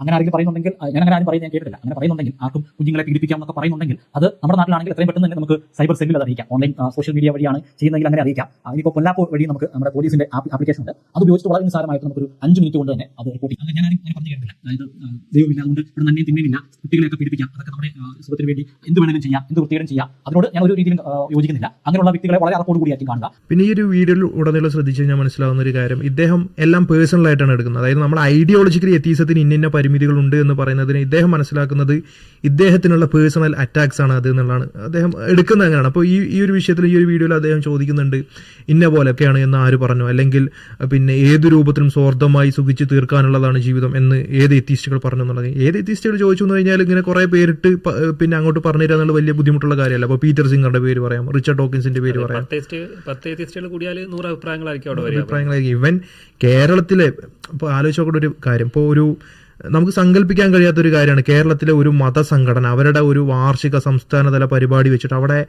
സ്വന്തം അമ്മയെയും പെങ്ങളെയും പോലും വളരെ സെക്ഷുവലായി കാണാമെന്ന് പറയുന്ന അത്രയും വൃത്തികെട്ട ഒരു വർത്തമാനം ഒരു സ്റ്റേജിൽ നിന്നുണ്ടാവുകയും അത് എന്നിട്ട് അവരുടെ ഒഫീഷ്യൽ യൂട്യൂബ് ചാനലുകളിലൂടെ പബ്ലിഷ് ചെയ്യുന്ന ഒരു വൃത്തികെട്ട പരിപാടി നമുക്ക് ഒരു മതസംഘടനകളിലും ഒരു ദൈവവിശ്വാസികളുടെ ഭാഗത്ത് നിന്നും സങ്കല്പിക്കാൻ പോലും കഴിയില്ല. എന്നാൽ പിന്നെ അത്രയും തരംതാഴ്ന്ന വർത്തമാനങ്ങൾ പോലും കേരളത്തിലെ നാസ്തികരുടെ അവരുടെ പിന്നെ എന്താ പറയുക ഏറ്റവും വലിയ ലോകത്ത് തന്നെ ഏറ്റവും വലിയ നാസ്തിക സമ്മേളനം എന്നൊക്കെ കൊട്ടിഘോഷിച്ച് നടത്തിയ സമ്മേളനങ്ങളാണ്. ആ സമ്മേളനത്തിൽ പോലും പറയുന്നത് ഇത്രയും നിലവാരമില്ലാത്ത വർത്തമാനങ്ങൾ. നമുക്കറിയാം 2019 ലിറ്റ്മസിന്റെ വേദിയിൽ വെച്ചിട്ട് മനുപ്രസാദ് പറഞ്ഞ വർത്താനാണ് അത്. പിന്നെ കേരളത്തിലെ നാസ്തികരുടെ അവർ വർഷത്തിലൊരിക്കൽ നടത്തുന്ന അവരുടെ അത്രമാത്രം അവരുടെ പിന്നെ അണികളുടെ പിൻബലമുണ്ട് എന്നൊക്കെ കാണിക്കാൻ വേണ്ടി അവർ നടത്തുന്ന പരിപാടിയാണ്. അത്രയും പ്രധാനപ്പെട്ട പരിപാടികളിൽ നിന്ന് പോലും ഇത്രയും തരംതാന്ന വർത്തമാനങ്ങൾ വരുന്നുണ്ട് എന്നുണ്ടെങ്കിൽ അത് എത്തീസത്തിന്റെ പരിമിതി കൊണ്ട് തന്നെയാണ്. പക്ഷെ നമ്മൾ പറയുന്നത് കേവലം മനുപ്രസാദ് പറഞ്ഞു അല്ലെങ്കിൽ ലോറൻസ് ക്രോസ് ഇൻസെസ്റ്റിനെ സപ്പോർട്ട് ചെയ്ത് പറഞ്ഞിട്ടുണ്ട്, അതുകൊണ്ട് പിന്നെ എത്തീസ്റ്റുകളുടെ ആശയം അതാണ്, റിച്ചർഡ് ഡോക്കിൻസ് പറഞ്ഞു കഴിഞ്ഞാൽ എത്തീസ്റ്റുകളുടെ മുഴുവൻ ആശയം അതാണ് എന്ന സ്വഭാവത്തിലല്ല. അങ്ങനെ പറയുന്നതിനകത്ത് ഒരു വാല്യൂ ഇല്ല. നമ്മൾ പറയുന്നത് റിച്ചർഡ് ഡോക്കിൻസ് പറയുന്നതിനാണെങ്കിൽ ഇപ്പോൾ മൈൽഡ് പെഡോഫിലിയെ ഒരു രൂപത്തിൽ ന്യായീകരിക്കുന്ന സ്വഭാവത്തിലുള്ള വർത്തമാനങ്ങൾ റിച്ചർഡ് ഡോക്കിൻസിന്റെ ഭാഗത്ത് നിന്ന് ഉണ്ടാകുന്നുണ്ട്. അത് അങ്ങനെ റിച്ചർഡ് ഡോക്കിൻസിന് പറയാൻ കഴിയുന്നത് എത്തീസത്തിനകത്ത് അങ്ങനെയുള്ള ഒരു ധാർമ്മിക രാഹിത്യത്തിനുള്ള ഒരു ചുറ്റുപാട്, ഒരു സ്കോപ്പ് എത്തീസത്തിനകത്ത് ഉള്ളത് കൊണ്ടാണ്. അതെ, എത്തീസ്റ്റിക് ആയിട്ടുള്ള ഒരു ലോകവിശ്വത്തെ നോക്കിക്കഴിഞ്ഞാൽ ഈ കാണുന്നതെല്ലാം ആറ്റങ്ങളുടെയും മൂലകങ്ങളുടെയൊക്കെ ഒരു കോമ്പിനേഷൻ മാത്രമാണ്. അപ്പൊ അത് എങ്ങനെയാകുന്നത് കൊണ്ടോ അതിനകത്ത് ധാർമ്മികതയോ അധാർമികതയോ നമുക്ക് കിട്ടൂല. അപ്പൊ അത് എത്തീസത്തിന്റെ പരിമിതിയാണ്. ഈ പറഞ്ഞ പോലെ മനുപ്രസാദ് ഇനി ഇൻസെസ്റ്റിന് വേണ്ടി വാദിക്കാൻ കഴിയുന്നത് ലോറൻസ് ക്രോസിനെ പോലുള്ള ഒരു ഫിസിസിസ്റ്റിന് ഇൻസെസ്റ്റ് അത്ര വലിയ പ്രശ്നമായിട്ട് തനിക്ക് തോന്നുന്നില്ല എന്നൊക്കെ പറയാൻ കഴിയുന്നത് എത്തീസത്തിന്റെ ആശയ പരിസരത്ത് നിന്ന് മാത്രമേ അത് പറയാൻ കഴിയുള്ളൂ. എത്തീസത്തിനകത്ത് അതിനുള്ള ഒരു സ്കോപ്പ് ഉള്ളത് കൊണ്ടാണ് അവർക്കത് പറയാൻ കഴിയുന്നത്. പിന്നെ ഇദ്ദേഹത്തിലുള്ള ആർഗ്യുമെന്റ്സ് മേക്ക് ചെയ്യുമ്പോൾ ഇപ്പോൾ ഗുരു ഓഫ് സെക്യുലർ എത്തിക്സിന്റെ തന്നെ പ്രധാനപ്പെട്ട ഒരു ബുദ്ധിജീവിയായി അറിയപ്പെടുന്ന വ്യക്തിയാണ് പീറ്റർ സിംഗർ. പീറ്റർ സിംഗറുടെയൊക്കെ ദി പ്രാക്ടിക്കൽ എത്തിക്സ് എന്ന പേരിലൊക്കെയുള്ള വർക്കുകളുണ്ട്. നോക്കിക്കഴിഞ്ഞാൽ അതിനകത്ത് പീറ്റർ സിംഗർ ആർഗ്യൂ ചെയ്യുന്നത് തന്നെ മനുഷ്യനും മൃഗങ്ങൾക്കും ഇടയിൽ അങ്ങനെ പറയത്തക്ക മൂല്യം, പിന്നെ നമ്മളങ്ങനെ ഇപ്പം നമ്മൾ സാധാരണയായി കാണണ്ടല്ലോ, മനുഷ്യന് കുറേ മാനുഷികമായിട്ടുള്ള മൂല്യങ്ങളുണ്ട്, മനുഷ്യൻ ഏതൊക്കെയോ തരത്തിൽ മൃഗങ്ങളിൽ നിന്നും ഉയർന്നവനാണെന്നുള്ള ആ ഒരു സങ്കല്പത്തിനകത്ത് നിന്നിട്ടാണ് മനുഷ്യാവകാശങ്ങൾ രേഖപ്പെടുത്തപ്പെട്ടിട്ടുള്ളത്, ഭരണഘടനകൾ അങ്ങനെയാണ് എഴുതപ്പെട്ടിട്ടുള്ളത്. അപ്പോൾ അതിനെയൊക്കെ ചോദ്യം ചെയ്തിട്ടാണ് അദ്ദേഹത്തിൻ്റെ ആ എഴുത്തുകളൊക്കെ തന്നെ ഉള്ളത്. അതിലകത്ത് അദ്ദേഹം പറയുന്നുണ്ട്, വളരെയധികം സെൽഫ് കോൺഷ്യസ് ആയിട്ടുള്ള ഒരു പട്ടിയെയോ പന്നിയെയോ വെച്ച് കമ്പയർ ചെയ്യുമ്പോൾ സെൽഫ് കോൺഷ്യസ്നെസ്, സ്വയം ബോധം അത്രമാത്രം ഒന്നും ഡെവലപ്പ് ചെയ്യപ്പെട്ടിട്ടില്ലാത്ത കുഞ്ഞുങ്ങളെ വലിയ മൂല്യത്തിലൊന്നും കാണേണ്ടതില്ല എന്ന് പറയുന്നത് ഈ സെക്യുലർ ഹ്യൂമനിസത്തിൻ്റെയും അല്ലെങ്കിൽ സെക്യുലർ ധാർമ്മികതയുടെയൊക്കെ വലിയ ബുദ്ധിജീവിയായി അറിയപ്പെടുന്ന പീറ്റർ സിംഗറാണ്. ഈ പീറ്റർ സിംഗറിനെ റിച്ചർഡ് ഡോക്കിൻസ് തന്നെ പരിചയപ്പെടുത്തുന്നുണ്ട്, താൻ കണ്ടതിൽ വെച്ച് ഏറ്റവും ധാർമ്മികതയുള്ള വ്യക്തി എന്നാണ് ഒരു ഇന്റർവ്യൂവിനകത്ത് റിച്ചർഡ് ഡോക്കിൻസ് ഒക്കെ പീറ്റർ സിംഗറിനെ പരിചയപ്പെടുത്തുന്നത്. അപ്പോൾ അങ്ങനെ മനുഷ്യന് അത്രമാത്രം മൂല്യമുള്ളൂ എന്ന് പറയുന്ന ആളുകൾക്ക് ഈ ആശയപ്രചരണം നടത്താനുള്ള ഒരു ചുറ്റുപാട് എത്തിസം നൽകുന്നുണ്ട്. ഇതേ പീറ്റർ സിംഗർ തന്നെ പറയുന്നുണ്ട്, നിങ്ങൾക്ക് ഉണ്ടാകുന്നത് വൈകല്യമുള്ള ഒരു കുഞ്ഞാണ് എന്നുണ്ടെങ്കിൽ അങ്ങനെയുള്ള ഒരു കുഞ്ഞിനെ കൊന്നുകളഞ്ഞ് കുറച്ചുകൂടെ ആരോഗ്യമുള്ള നല്ലൊരു കുഞ്ഞിന് വേണ്ടി പരിശ്രമിക്കുക. അപ്പോൾ നിങ്ങൾക്ക് മറ്റൊരു നല്ലൊരു കുഞ്ഞുണ്ടാകുന്നുണ്ട് എന്നുണ്ടെങ്കിൽ വൈകല്യമുള്ള ഒരു കുഞ്ഞുമായി ഉണ്ടാകുന്ന ജീവിതത്തെക്കാൾ കൂടുതൽ ഹാപ്പിനെസ് ആയിരിക്കും നിങ്ങൾക്ക് അതിൽ നിന്നുണ്ടാകുക. അപ്പോൾ കേവലം സന്തോഷം കൊണ്ട് മാത്രം ജീവിതത്തെ അളക്കുന്ന ഒരു ഭൗതികവാദ ലോകവീക്ഷണത്തിനകത്ത് നിന്ന് നോക്കുമ്പോൾ അവിടെ അയാൾ പറഞ്ഞതിനകത്ത് പ്രശ്നമൊന്നും കാണൂല. അപ്പോൾ അങ്ങനെ വൈകല്യമുള്ള കുഞ്ഞുങ്ങളെ കൊല്ലാം എന്ന് പറയുന്നതിനുള്ള ന്യായം എത്തീസം നൽകുന്നുണ്ട്. ഈ പറഞ്ഞതുപോലെ അപ്പോൾ ഇവിടെ നമ്മൾ പറയുന്നത് കേവലം വ്യക്തികൾ പറയുന്നു എന്നുള്ളതല്ല, അത് ഇദ്ദേഹം എപ്പോഴും മനസ്സിലാക്കണം. പലപ്പോഴും നമ്മൾ പറയുന്നത് ഇദ്ദേഹത്തിനെതിരെയുള്ള ഇൻസൾട്ടായിട്ടൊക്കെ മനസ്സിലാക്കുന്നത് ഈ ഒരു കാര്യം മനസ്സിലാക്കാതെ കൊണ്ടുള്ള പ്രശ്നം കൊണ്ടാണ്. നമ്മൾ പറയുന്നത് ഇദ്ദേഹത്തെ കുറിച്ചല്ല, ഫോളോ ചെയ്യുന്നില്ല എന്നൊക്കെ പറയുന്നുണ്ട്, പക്ഷെ നമ്മൾ ഫോളോ ചെയ്യുന്നുണ്ടോ ഇല്ലയോ എന്നുള്ളതല്ല നമ്മളെ. എത്തീസം അങ്ങനെയാണ്. എത്തീസം എന്താണ്, എത്തീസത്തിന്റെ സ്വഭാവം എന്താണെന്നാണ് നമ്മൾ പറയുന്നത്. എത്തീസത്തിന്റെ സ്വഭാവത്തെയാണ് നമ്മൾ വിമർശിക്കുന്നത്, അല്ലാതെ വ്യക്തികൾ പറയുന്നതിനകത്ത് പ്രസക്തിയൊന്നുമില്ല. അപ്പോൾ ഇത് എത്തീസത്തിന്റെ ഒരു പരിമിതിയാണ്, നിരീശ്വരവാദത്തിന്റെ ഒരു പരിമിതിയാണ്, ധാർമ്മികമായിട്ടുള്ള ഒരു ലോകഘടനയെ ഉണ്ടാക്കിയെടുക്കാൻ കഴിയില്ല എന്നുള്ളത്. ഇവിടെ നമ്മളൊരു ഡോക്ടറിന്റെ ഉദാഹരണം പറയാറുണ്ട്. ഡോക്ടർ ആളുടെ കാലം മുറിക്കുന്നത് വളരെ മോശമായിട്ടുള്ള കാര്യമാണ്. അത് നല്ല കാര്യമാണ്, കാര്യം പറയുന്നത്. പക്ഷേ അയാളുടെ കാലിൽ ക്യാൻസർ ഉണ്ട്. സ്വാഭാവികമായും കാല് മുറിച്ച് കളഞ്ഞിട്ടുണ്ടെങ്കിൽ ശരീരത്തിന്റെ മറ്റു ഭാഗത്തേക്ക് അത് പകരം. അതുകൊണ്ട് തന്നെ മറ്റു ഭാഗത്തേക്ക് പകരാതിരിക്കാൻ വേണ്ടി കാല് മുറിക്കുക എന്നുള്ളത് തന്നെയാണ്. ഇപ്പോൾ കാല് മുറിക്കുന്നത് തെറ്റാണെങ്കിൽ പോലും അത് പരിസ്ഥിതി മറ്റു ഭാഗത്തിലേക്ക് പകരുന്ന സാഹചര്യത്തിൽ മുറിക്കാതിരിക്കുക എന്നുള്ളത് ശരിയല്ല. ഇതേപോലെ ഈ പീഡിപ്പിക്കുന്നതിനെ കൊണ്ട് ഏതെങ്കിലും രീതിയിൽ ഗ്രേറ്റർ ഗുഡ് ഉണ്ട് എങ്കിൽ, ഗ്രേറ്റർ ഗുഡ് ഉണ്ട് എങ്കിൽ സ്വാഭാവികമായി അത് ചെയ്യാതിരിക്കലാണ് ഒരു നല്ലവനായ ദൈവത്തിൽ നമ്മൾ പ്രതീക്ഷിക്കാതിരിക്കുന്നത്. അപ്പൊ സ്വാഭാവികമായും നമുക്ക് അങ്ങനെ ഫ്രീഡത്തോടെ ജന്മ ചെയ്യാനുള്ള ഒരു സാഹചര്യം ഉണ്ടാകുന്നു എന്നുള്ളതാണ്. ഗ്രേറ്റർ ഗുഡിന് വേണ്ടിയുള്ള ഒരു പരീക്ഷണം, ഗ്രേറ്റർ ഗുഡിന് വേണ്ടിയിട്ടുള്ള ഒരു ചെറിയ തെറ്റ്, അതാണ് ഈ കുട്ടികൾ നേരിടുന്ന പീഡനങ്ങൾ. 1 മാസം പ്രായമുള്ള, 5 മാസം പ്രായമുള്ള, 5 വയസ്സ് പ്രായമുള്ള, അല്ലെങ്കിൽ 10 വയസ്സ് പ്രായമുള്ള, അല്ലെങ്കിൽ ആ പ്രായം മുതൽ വളരെയധികം പ്രായമെത്തി ഒരു 30-40 വയസ്സ് വരെ അതിന്റെ ട്രോമയിലും അതിന്റെ വേദനയിലും ഒക്കെ കഴിയുന്ന ആളുകളുടെ മുഖത്ത് നോക്കി പറയാൻ സാധിക്കും, ഇതൊക്കെ ഒരു ഗ്രേറ്റർ ഗുഡിന്റെ ഒരു ഭാഗമാണ്, നിങ്ങൾ അതൊക്കെ അനുഭവിക്കണം, പിന്നീട് നിങ്ങൾക്ക് വലിയ സ്വർഗ്ഗം ലഭിക്കുമെന്ന്, അല്ലെങ്കിൽ ഒരു മികച്ച പുനർജന്മം ലഭിക്കുമെന്ന് അവരുടെ മുഖത്ത് നോക്കി പറയാൻ ആർക്കെങ്കിലും ധൈര്യമുണ്ടോ? തീർച്ചയായും അങ്ങനെ തന്നെയാണല്ലോ പറയേണ്ടത്. അല്ലാതെ നിങ്ങളിനി മരിച്ചു പോവുകയുള്ളൂ, നിങ്ങൾ മരിച്ചു പോയാൽ പിന്നെ നിങ്ങൾ ഏതെങ്കിലും ഒരു രീതിയിൽ എന്താണ് ഭൂമിക്ക് വളമാവുക മാത്രമേ ചെയ്യുള്ളൂ, നിങ്ങളുടെ ജീവിതം കഴിഞ്ഞു തീർന്നു എന്ന് പറയല്ലോ ചെയ്യേണ്ടത്. അതല്ലല്ലോ സമാധാനം കൊടുക്കുന്നത്, അതല്ലല്ലോ ഒരാൾക്ക് സന്തോഷം കൊടുക്കുന്നതും അതല്ല. ഒന്നും പേടിക്കാനില്ല, ഒരു പരലോകം വരാനുണ്ട്, ഇതെന്ന് പറഞ്ഞാൽ വളരെ നശ്വരമായിട്ടുള്ള ജീവിതമാണ് എന്ന് പറയുമ്പോഴല്ലേ ഒരാൾക്ക് ആശ്വാസം കിട്ടുന്നത്. അതല്ല പോയി നിന്റെ ജീവിതത്തിൽ നീ പീഡിപ്പിക്കപ്പെട്ടിട്ടുണ്ടെങ്കിൽ ജീവിതകാലം മുഴുവൻ അതിൻ്റെ ട്രോമയിൽ നീ ജീവിച്ച് മരിച്ചു പോവും. പിന്നെ ഏതെങ്കിലും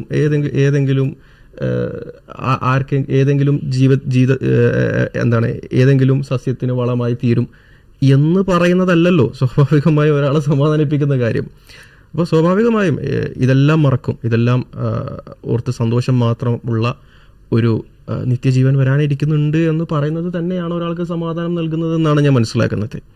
എനിക്കറിയില്ല അതുകൊണ്ട് സമാധാനം കിട്ടാതിരിക്കൽ എങ്ങനെയാണെന്ന് എനിക്കറിയില്ല. കാരണം എത്ര വലിയ പീഡനങ്ങൾ ഒരാൾ അനുഭവിച്ചു കഴിഞ്ഞാലും ഇതെല്ലാം മറന്നു പോകുന്ന, അല്ലെങ്കിൽ ഇപ്പം നമ്മൾ വിശ്വസിക്കുന്നത് എറ്റേണലാണ്, സ്വർഗം എന്ന് പറഞ്ഞാൽ എറ്റേണലാണ്. അതുമായിട്ട് കമ്പയർ ചെയ്യുമ്പം ഏത് ഫൈനൈറ്റ് എമൗണ്ട് ഓഫ് ടൈമും എന്ന് പറയുന്നത് 20 വർഷം എന്ന് പറയുന്നത് ഒന്നുമല്ല. ഒരു 10,000 വർഷമായിട്ട് കമ്പയർ ചെയ്യുമ്പോൾ പോലും 20 വർഷം ഒന്നുമല്ല. അപ്പോൾ പിന്നെ എറ്റേണലായിട്ട് കമ്പയർ ചെയ്യുമ്പോൾ അതൊന്നുമല്ല. അപ്പോൾ അങ്ങനെ ഒരു ലൈഫ് വരാനുണ്ട് എന്ന് പറയുമ്പോൾ അയാൾക്ക് കിട്ടുന്ന ഹോപ്പ് അത് കൊടുക്കാൻ തന്നെയാണ് ഞാൻ ആഗ്രഹിക്കുക. അല്ലാതെ നിനക്കിനി ഒരു ഹോപ്പും ഇല്ല, നീ ഏതെങ്കിലും രീതിയിൽ ഏതെങ്കിലും സസ്യത്തിന് വളമായി തീരും എന്നൊരു വർത്തമാനം അവരുടെ മുഖത്ത് നോക്കി പറയാനുള്ള ധൈര്യം നിങ്ങൾക്കുണ്ടോ എന്നാണ് നമുക്ക് തിരിച്ചു ചോദിക്കാനുള്ളത്. പിന്നെ ഇതിൽ നമ്മൾ മനസ്സിലാക്കേണ്ട ഒരു കാര്യം, ഇപ്പോൾ തിയോഡസികളെ കുറിച്ച് പറയുന്ന സമയത്ത് തിയോഡസി പല രീതിയിലുള്ള തിയോഡസികളുണ്ട്. ഇപ്പം ഇറാൻ ഫ്രീ വിൽ തിയോഡസി ഉണ്ട്. അതായത് ഫ്രീ വില്ലാണ്, ഫ്രീ വില്ലിന്റെ നെസസറി പാർട്ടായിട്ടുള്ള ഒരു ഭാഗമാണ് തിന്മ എന്നുള്ളത്. അപ്പം നമ്മൾ നേരത്തെ പറഞ്ഞ പോലെ നെസസറി ഈവിള് ഫ്രീ വിൽ എന്നുള്ളതിന്റെ ഒരു നെസസറി പാർട്ടായിട്ട് വരുന്നതാണ്. കാരണം എന്നാൽ മാത്രമാണ് നമുക്ക് നന്മ തിന്മകൾ ചൂസ് ചെയ്യാനുള്ള ഒരു അവസരം ഉണ്ടാവുകയുള്ളൂ. അപ്പം പോസിബിൾ ഒമ്നിപൊട്ടൻ്റ് ആയിട്ടുള്ള എന്ന് വെച്ചാൽ പോസിബിൾ ആയിട്ടുള്ള കാര്യങ്ങൾ മാത്രം ചെയ്യുന്ന ദൈവത്തിന് അവിടെ തിന്മ എന്നുള്ളതൊരു നെസസറി ഈവിളാക്കി മാറ്റേണ്ടി വരും. നമുക്കിവിടെ കുട്ടികളുടെ കാര്യം മാത്രം നോക്കേണ്ട ആവശ്യമില്ല. നമ്മൾ evil as a whole consider ചെയ്യുന്നുണ്ട് നമ്മുടെ ആർഗ്യുമെന്റിനകത്ത്. അപ്പൊ ഏത് തരത്തിലുള്ള ഈ പുള്ളി അദ്ദേഹം ചെയ്യുന്നതെന്ന് വെച്ചാൽ ആ ഒരു കുട്ടികൾ എന്ന് പറഞ്ഞിട്ട് ഒരു ഇമോഷണൽ അപ്പീൽ അവിടെ വീണ്ടും വീണ്ടും ആവർത്തിച്ച് കൊണ്ടുവരാൻ ശ്രമിക്കുകയാണ് ചെയ്യുന്നത്. അപ്പോൾ നമുക്ക് അതിൻ്റെ ആവശ്യമില്ല. നമുക്കത് ലോജിക്കൽ പെർസ്പെക്റ്റീവിലാണ് നമ്മൾ നോക്കി കാണുന്നത്, അതിന് മറുപടി നമ്മൾ മനസ്സിലാക്കുകയും ചെയ്യുന്നത്. അപ്പം അദ്ദേഹം ആദ്യം മനസ്സിലാക്കേണ്ടത് തിയോഡസികൾ എന്നൊക്കെ പറയുന്നത് ഓൾറെഡി ധാരാളം ആൾക്കാർ ഇതേമാതിരി നേരത്തെ പറഞ്ഞ പോലെ പേപ്പർ പ്രസന്റ് ചെയ്തൊക്കെ ആർഗ്യുമെന്റുകൾ തിരിച്ച് കൗണ്ടറായിട്ട് കൊണ്ടുവന്നിട്ടുള്ളതാണ്. അപ്പം ഇതിന് മറുപടി ഇല്ല എന്ന് അദ്ദേഹം കണ്ടിട്ടില്ല എന്നുള്ളത് മാത്രമേ ഉള്ളൂ അവിടെ, അല്ലാതെ മറുപടി ഇല്ല എന്നുള്ളതല്ല അതിനർത്ഥം. അതെ. ഇപ്പം മറ്റൊരു തിയോഡസിയാണ് ഇറാനിയൻ തിയോഡസി അല്ലെങ്കിൽ ഹിഗ്സ് തിയോഡസി. അത് ബേസിക്കലി പറയുന്നത് ഒരു സോൾ മേക്കിംഗ് പർപ്പസിന് വേണ്ടിയാണ്. അതായത് ഇപ്പം നമ്മൾ അദ്ദേഹം തന്നെ ചെയ്യുന്ന ഒരു കാര്യം എന്ന് വെച്ചാൽ ബേസിക്കലി അദ്ദേഹം ചെയ്യുന്ന കാര്യം എന്ന് വെച്ചാൽ ഗോഡ് എന്നുള്ള ഒരു കാര്യത്തെ അദ്ദേഹം കൊണ്ടുവരുന്നുണ്ട്. ഗോഡിന്റെ ഒമ്നി ബെനവലൻസ് കൊണ്ടുവരുന്നുണ്ട്, ഗോഡിന്റെ ഒമ്നി പൊട്ടന്റ് കൊണ്ടുവരുന്നുണ്ട്. എന്നാൽ ഗോഡ് ജസ്റ്റ് ആണെന്നുള്ളത്, ഗോഡ് നീതിമാനാണെന്നുള്ളത്, ഗോഡ് യുക്തിമാനാണെന്നുള്ളത്, ഗോഡ് എന്താണ് പറഞ്ഞിട്ടുള്ളത് എന്നുള്ളത്, ഈ ലോകത്തിൽ നമ്മൾ എന്തിനാണ് വന്നിട്ടുള്ളത്, നമ്മുടെ പർപ്പസ് എന്താണെന്നുള്ളത്, അതൊക്കെ മനഃപൂർവ്വം അദ്ദേഹം ഒരു സൈഡിലേക്ക് മാറ്റി വയ്ക്കുന്നുണ്ട്. അപ്പം അദ്ദേഹത്തിന് ചൂസ് ചെയ്യുന്ന കുറച്ച് ആട്രിബ്യൂട്ടുകൾ മാത്രം വെച്ചിട്ടാണ് അദ്ദേഹം ഈ ഒരു ആർഗ്യുമെന്റ് തന്നെ ഡെവലപ്പ് ചെയ്യുന്നത്. അപ്പം നമ്മൾ ഒരു വിശ്വാസികൾ എന്ന നിലയ്ക്ക് നമ്മൾ മനസ്സിലാക്കുന്നത് ഗോഡ് എന്ന് പറയുമ്പോൾ തന്നെ അവിടെ ഓട്ടോമാറ്റിക്കലി ബാക്കിയുള്ള കാര്യങ്ങൾ വരുന്നുണ്ട്. അപ്പം അതെല്ലാം കൂടെ ചേർത്ത് വെച്ചിട്ടാണ് നമ്മളൊരു കാര്യത്തെ മനസ്സിലാക്കുക. അല്ലാതെ അദ്ദേഹം ചൂസ് ചെയ്യുന്ന മാത്രമുള്ള 2 ആട്രിബ്യൂട്ട് വെച്ചിട്ടല്ല. അപ്പം അദ്ദേഹം ചെയ്യുന്നതെന്ന് വെച്ചാൽ ഈ 2 ആട്രിബ്യൂട്ടുകൾ മാത്രം ചൂസ് ചെയ്തിട്ട് അതിന് ചേർത്ത് വെച്ചുകൊണ്ട് ഒരു ഇമോഷണൽ ആയിട്ട് ഒരു അപ്പീൽ, ഒരു ഈവൻ ആർഗ്യുമെന്റ് എന്ന് പോലും നമുക്ക് പറയാൻ പറ്റില്ല, ആർഗ്യുമെന്റ് നമ്മൾ ബിൽഡ് ചെയ്ത് കാണിക്കുകയാണ് ചെയ്യുകയാണ് അദ്ദേഹം ചെയ്യുന്നത്. അപ്പം ഇറാനിയൻ തിയോഡസി എന്നൊക്കെ പറയുമ്പോഴത്തേക്കും അതൊരു സോൾ മേക്കിങ്ങിന് വേണ്ടിയാണ് നമ്മുടെ ഒരു ലോകം നിലനിൽക്കുന്നത്. നമ്മുടെ മോറൽ ഗ്രോത്ത് അല്ലെങ്കിൽ സ്പിരിച്വൽ ഗ്രോത്തിന് അത് ഈ പറയുന്ന ഈവിലുകൾ നമ്മളെ സഹായിക്കും എന്നുള്ളതാണ്. ഉദാഹരണത്തിന് ബ്രേവറി, ധൈര്യം, കറേജ്നെസ്, ഇതൊരു നന്മയാണ്. ഇത് ഉണ്ടാവണമെങ്കിൽ സ്വാഭാവികമായും അപകടങ്ങൾ സംഭവിക്കുന്ന ഒരു നിയമവ്യവസ്ഥ ഇവിടെ ഉണ്ടാവണം എന്നുള്ളതാണ്. അതുപോലെ തന്നെ ഇപ്പൊ കരുണ, കമ്പാഷൻ, ഈ പറഞ്ഞതെല്ലാം ഉണ്ടാവണമെന്നുണ്ടെങ്കിൽ അവിടെ പിന്നെ സം കൈൻഡ് ഓഫ് എവിൽസ് ഉണ്ടെങ്കിൽ മാത്രമാണ് ഈ പറഞ്ഞ നന്മ, ഈ പറഞ്ഞ വികാരങ്ങളെല്ലാം തന്നെ അവിടെ സംഭവിക്കുന്നത്. പലപ്പോഴും പല റിലേഷൻഷിപ്പ് ബോണ്ടുകളൊക്കെ ഉണ്ടാവുന്നത് ഈ പറയുന്ന അപകടങ്ങളിലൂടെ കടന്നു പോകുമ്പോഴാണ്. ഏതെങ്കിലും രീതിയിൽ എന്തെങ്കിലുമൊക്കെ നഷ്ടപ്പെടാനുണ്ട് എന്ന് തോന്നുന്നതിലൂടെയാണ് പലർക്കും പല രീതിയിലുള്ള ആത്മബന്ധങ്ങൾ ഉണ്ടാകുന്നത്. മനുഷ്യനുണ്ടാകുന്ന കമ്പാഷൻ, മനുഷ്യൻ മറ്റൊരു വ്യക്തിയോട് കമ്പാഷൻ കാണിക്കാന്ന് പറയുന്നത് വളരെ നല്ല കാര്യമാണ്. പക്ഷേ ഇത് സ്വാഭാവികമായും എല്ലാവരും യാതൊരു രീതിയിലുള്ള അപകടമില്ലാത്ത എല്ലാവർക്കും ആഗ്രഹിക്കുന്നതെല്ലാം കിട്ടുന്ന ഒരു ലോകത്ത് അത് സാധ്യമാവില്ല. ഒരു രീതിയിലുള്ള അപകടവും സംഭവിക്കാത്ത ഈ സ്ഥലത്ത് സ്വാഭാവികമായും അവിടെ നിന്നുണ്ടാവില്ല. അല്ല, അവിടെ ഉണ്ടാകുന്ന മീനിങ്ലെസ് ആയിട്ടുള്ള കാര്യങ്ങൾ എല്ലാം മീനിങ്ലെസ് ആയി മാറും. ഉദാഹരണത്തിന് എല്ലായ്പ്പോഴും ഇപ്പോൾ ഒരു റൂമിനകത്ത് ഇരിക്കുന്ന ഒരു വ്യക്തിക്ക് എപ്പോഴെല്ലാം പിന്നെ ആഹാരത്തോട് താല്പര്യം, അപ്പോഴെല്ലാം ഭക്ഷണം ലഭിക്കുന്നു, അപ്പോഴെല്ലാം അദ്ദേഹം ആഗ്രഹിക്കുന്ന സുഖഭോഗത എല്ലാം ലഭിക്കുന്നു കരുതുക. ആ ഒരു അവസ്ഥയിൽ അത് വെറും നോർമൽ മാത്രമായിരിക്കും. അതിന് പ്ലഷർ എന്ന് പോലും കരുതാൻ കഴിയില്ല. കാരണം അവിടെ അതല്ലാത്ത വേറൊരു അവസ്ഥയില്ല. അവിടെ ഉള്ള ഒരു അവസ്ഥ അത് മാത്രമാണ്. എപ്പോഴെല്ലാം ആ അവസ്ഥ മാത്രം സംഭവിച്ചുകൊണ്ടിരിക്കുന്നു, അവിടെ പിന്നെ പ്ലഷർ എന്നൊരു കാര്യത്തെ വിശദീകരിക്കാൻ കഴിയില്ല. ഇപ്പോൾ ഉദാഹരണത്തിന് വിശപ്പ് എന്ന് പറയുന്ന ഒരു അവസ്ഥ ഉള്ളപ്പോഴാണ് പിന്നെ ആഹാരം കഴിക്കുന്ന ഒരു പ്ലഷറബിൾ ആയിട്ടുള്ള ഒരു ഇവന്റായി മാറുന്നത്, അല്ലെങ്കിൽ അതിനെന്തെങ്കിലും വാല്യൂ ഉള്ളത് അപ്പോഴും മാത്രമാണ്. അപ്പോൾ ഈ പറഞ്ഞതുപോലെ പ്ലഷർ എന്ന് പറയുന്നതിന് എന്തെങ്കിലും വാല്യൂ ഉണ്ടാകണമെന്നുണ്ടെങ്കിൽ ഒരു സമയത്തെങ്കിലും അല്ലെങ്കിൽ ഒരു സം കൈൻഡ് ഓഫ് പീരിയഡിലെങ്കിലും ഈ പെയിൻസിലൂടെയും സഫറിങ്സിലൂടെയും ആളുകൾ കടന്നു പോകേണ്ടി വരും. അപ്പോൾ മാത്രമാണ് ഇതിന് വാല്യൂ ഉള്ളത്. അപ്പോൾ സ്വാഭാവികമായിട്ടും ഒരു മീനിങ് ഫുൾ ആയിട്ടുള്ള വേൾഡിനെ ക്രിയേറ്റ് ചെയ്യുന്ന ഒരു ഗോഡാണ് എന്നുണ്ടെങ്കിൽ മീനിങ് ഫുൾ ആയിട്ടുള്ള പെയിൻസ് ഓർ സഫറിങ്സ് ഉണ്ടാവുക അനിവാര്യമാണ്. സോ അത്രേ ഉള്ളൂ ആ ഒരു വിഷയം. അല്ലെ, ഇവിടെ വിഷയം മനസ്സിലാക്കേണ്ടതെന്ന് വെച്ചാൽ ഇപ്പം നമ്മൾ സോൾ തിയോഡസി പറഞ്ഞു, പിന്നെ ഫ്രീ വിൽ തിയോഡസി. ഫ്രീ വില്ല് ആലോചിച്ച് നോക്കുക. ഇപ്പം ഞാൻ ജെനുവിനിലൂടെ ആത്മാർത്ഥമായി ഒരാളെ സ്നേഹിക്കുന്നു, ആത്മാർത്ഥമായി ഞാൻ ഒരാളെ ആക്രമിക്കാതിരിക്കുന്നു എന്നതിനൊരു വാല്യൂ ഉണ്ട്. അതല്ലാതെ ഇപ്പം കുറേ ആളുകൾ തോക്കും ചൂണ്ടി നിൽക്കുകയാണ്, എന്നിട്ട് എന്നോട് പറയാണ് നീ ഈ കുട്ടിയെ പീഡിപ്പിക്കുകയാണെങ്കിൽ നിന്നെ നമ്മൾ കൊന്നുകളയും എന്ന് പറയുന്നൊരു സിറ്റുവേഷനും ഒരാൾ ആത്മാർത്ഥമായി കമ്പാഷനിലൂടെ ഉള്ളിൽ നിന്ന് ആൾക്ക് തോന്നുകയാണ് ഇത് തെറ്റാണ്, ഇത് ശരിയല്ല, ഈ കുട്ടിയോടെ പീഡിപ്പിക്കുന്നത് അന്യായമാണ് എന്ന് തോന്നി ആത്മാർത്ഥമായ ആൾ ചെയ്യുന്നതും നിർബന്ധിക്കപ്പെട്ട് ചെയ്യുന്നതും തമ്മിൽ വ്യത്യാസമുണ്ട്. അപ്പോൾ സ്വാഭാവികമായും ഇതിനുള്ള എല്ലാ അവസരങ്ങളും ഉണ്ടായിട്ടും അത് ചെയ്യാതിരിക്കുക അങ്ങനെയുള്ളൊരു ലോകമാണ് നമുക്ക് വേണ്ടത്. അവിടെയാണ് അയാൾ പ്രശംസ അർഹിക്കുന്നുള്ളൂ, അല്ലാത്ത പക്ഷം പ്രശംസ അർഹിക്കുന്നില്ല എന്നുള്ളതാണ്. അപ്പോൾ സ്വാഭാവികമായും രണ്ട് കാര്യങ്ങളാണ്. ഒന്ന്, ഫ്രീ വിൽ ഉണ്ടാവണം. രണ്ട്, അത് നടക്കുന്നൊരു വേൾഡ് ആയിരിക്കണം. അത് കാരണം ആലോചിച്ച് ലോകത്ത് ഇന്നേ വരെ ഒരു കുട്ടിയും പീഡിപ്പിക്കപ്പെട്ടിട്ടില്ല എങ്കിൽ സ്വാഭാവികമായി നമുക്കറിയാം ഇതിന് സ്റ്റാറ്റിസ്റ്റിക്കലി എന്തോ പ്രശ്നമുണ്ട്. സ്റ്റാറ്റിസ്റ്റിക്കലി നമ്മളത് ബിലീവ് ചെയ്യാതെ നടക്കുമെന്ന് നമ്മൾ ബിലീവ് ചെയ്യില്ല. കാരണം ലോകത്ത് ഇന്നേ വരെ ആരും ഇത് ചെയ്തിട്ടില്ല എങ്കിൽ സ്വാഭാവികമായി അത് നടക്കാത്ത എന്തോ സംഭവമാണ്, അത് സമൂഹം അത് പ്രിവെന്റ് ചെയ്യപ്പെടും എന്ന് നമ്മൾ വിശ്വസിക്കും. സ്വാഭാവികമായും അവിടെ നമ്മുടെ നമ്മുടെ നെറ്റിയിൽ ഒരാൾ തോക്ക് ചൂണ്ടുന്നത് പോലെ തന്നെയായിരിക്കും അതുണ്ടാവുക. അപ്പം ഇങ്ങനെ നമുക്ക് ഫ്രീ വില്ലോടെ നമുക്ക് കാര്യങ്ങളൊക്കെ ചെയ്യാൻ പറ്റുന്ന ഒരു രീതി ഉണ്ടായിരിക്കണം. ആ രീതിയിലാണ് നമുക്ക് ഈ പറയുന്ന കരുണ, ബോണ്ടിങ്, കമ്പാഷൻ, ബ്രേവറി അപ്രിഷ്യേറ്റ് ചെയ്യാൻ പറ്റുന്ന രീതിയിൽ അല്ലെങ്കിൽ മീനിങ് ഫുൾ ആയിട്ട് രീതിയിൽ ഉണ്ടാകും എന്നുള്ളതാണ്. അപ്പം സ്വാഭാവികമായും ചിലർ ചോദിക്കുന്ന ഒരു ചോദ്യമുണ്ട്. ഒന്നാമത്തെ ചോദ്യം എന്ന് പറയുന്നത്, ഇപ്പം ചിലർ ചോദിച്ചേക്കാം, അപ്പം ചില കേസസ് ഉണ്ടല്ലോ, ഒരു പർട്ടിക്കുലർ കേസ് എടുത്തിട്ട് ഒരാൾക്ക് വേണമെങ്കിൽ ചോദിക്കാം, ഈ ഒരു പർട്ടിക്കുലർ കേസുകൾ ഗ്രേറ്റർ ഗുഡ് ഇല്ലല്ലോ, ഈ ഒരു പർട്ടിക്കുലർ കേസിൽ അവർക്ക് ഏതെങ്കിലും രീതിയിലുള്ള ഗ്രേറ്റർ ബെനിഫിറ്റുകൾ ഉണ്ടായിട്ടില്ലല്ലോ എന്നുള്ളത്. നമ്മളിവിടെ ബേസിക്കലി പറയുന്നത് ഏതെങ്കിലും എല്ലാ പർട്ടിക്കുലർ കേസസിലും ഉണ്ട് എന്നല്ല, ഈ ഗ്രേറ്റർ ഗുഡ് ഉണ്ടാവുന്ന രീതിയിലുള്ളൊരു വ്യവസ്ഥ ഉണ്ടാവണം. ആ വ്യവസ്ഥ ഉണ്ടാവുമ്പോൾ ചിലപ്പം അതിലെന്തുണ്ടാവും, ഈ ഏതെങ്കിലും ഒരു പർട്ടിക്കുലർ കേസിൽ ചിലപ്പോൾ ഗ്രേറ്റർ ഗുഡ് ഉണ്ടാവില്ല. ചിലപ്പം ഏതെങ്കിലും പീഡനത്തിലൂടെ പോകുന്ന ഒരാൾ അയാളുടെ ഒരു പർട്ടിക്കുലർ ലൈഫിൽ ആൾക്ക് എന്തുണ്ടാവില്ല, ചിലപ്പോൾ ബെനിഫിറ്റ് ഉണ്ടാവില്ല എന്ന് വരാം. പക്ഷേ ഈ അയാൾക്ക് ഈ പറയുന്ന പീഡനത്തിലൂടെ അനുഭവിക്കേണ്ടി വരുന്നത് ഇവിടെ ഒരു നിയമവ്യവസ്ഥയും ഇപ്പം സയന്റിഫിക് ലോസും ഒരു യൂണിവേഴ്സൽ ലോ ഉള്ളത് കൊണ്ടാണ്. ഈ ലോ ഉണ്ടാവേണ്ടത് എന്തിന് അനിവാര്യമാണ്, ഈ പറയുന്ന സോൾ ബിൽഡിങ്ങിന് അനിവാര്യമാണ്. അത്തരമൊരു ലോ ഉണ്ടാവുമ്പോൾ ചിലപ്പം ഇൻഡിവിജ്വൽ കേസസിൽ എന്തുണ്ടാവാം, സഫറിങ് ഇല്ലാത്ത കേസ് ഉണ്ടാവാം. അവിടെ ബേസിക്കലി നാച്ചുറൽ ലോ തിയോളജി എന്ന് പറഞ്ഞൊരു തിയോളജി ബേസിക്കലി വരുന്നുണ്ട്. ഞാൻ ബേസിക്കലി മനസ്സിലാക്കുന്നത് we need all theologies, like ഏതെങ്കിലും ഒരു തിയോളജിയിലൂടെ അല്ല നമ്മൾ സോൾവ് ചെയ്യുക. കാരണം ഓരോ തിയോളജിക്ക് അതിൻ്റെതായ ഷോർട്ട് കമ്മിങ്സ് ഉണ്ടാവും. ഇപ്പം സോൾ ബിൽഡിംഗ് തിയോളജിക്ക് എന്ത് എക്സ്പ്ലെയിൻ ചെയ്യാൻ ഇൻഡിവിജ്വൽ കേസസിൽ ഇപ്പം ഏതെങ്കിലും ഒരു പർട്ടിക്കുലർ കേസിൽ ചിലപ്പം ഒരാളുടെ സോൾ ബിൽഡ് ആവുന്നുണ്ടാവില്ല, അത് എക്സ്പ്ലെയിൻ ചെയ്യാൻ ഒരു പക്ഷേ സോൾ ബിൽഡിംഗ് തിയോളജിക്ക് പറ്റില്ല. പക്ഷെ അത് നാച്ചുറൽ ലോ തിയോളജിക്ക് പറ്റും. പക്ഷെ നാച്ചുറൽ ലോ തിയോളജിക്ക് ചിലപ്പം വേണമെങ്കിൽ പറയാം എല്ലാ നിയമവും അപകടം സംഭവിക്കാത്ത രീതിയിലുള്ള നിയമങ്ങളാക്കി ഇടാമായിരുന്നു എന്ന്.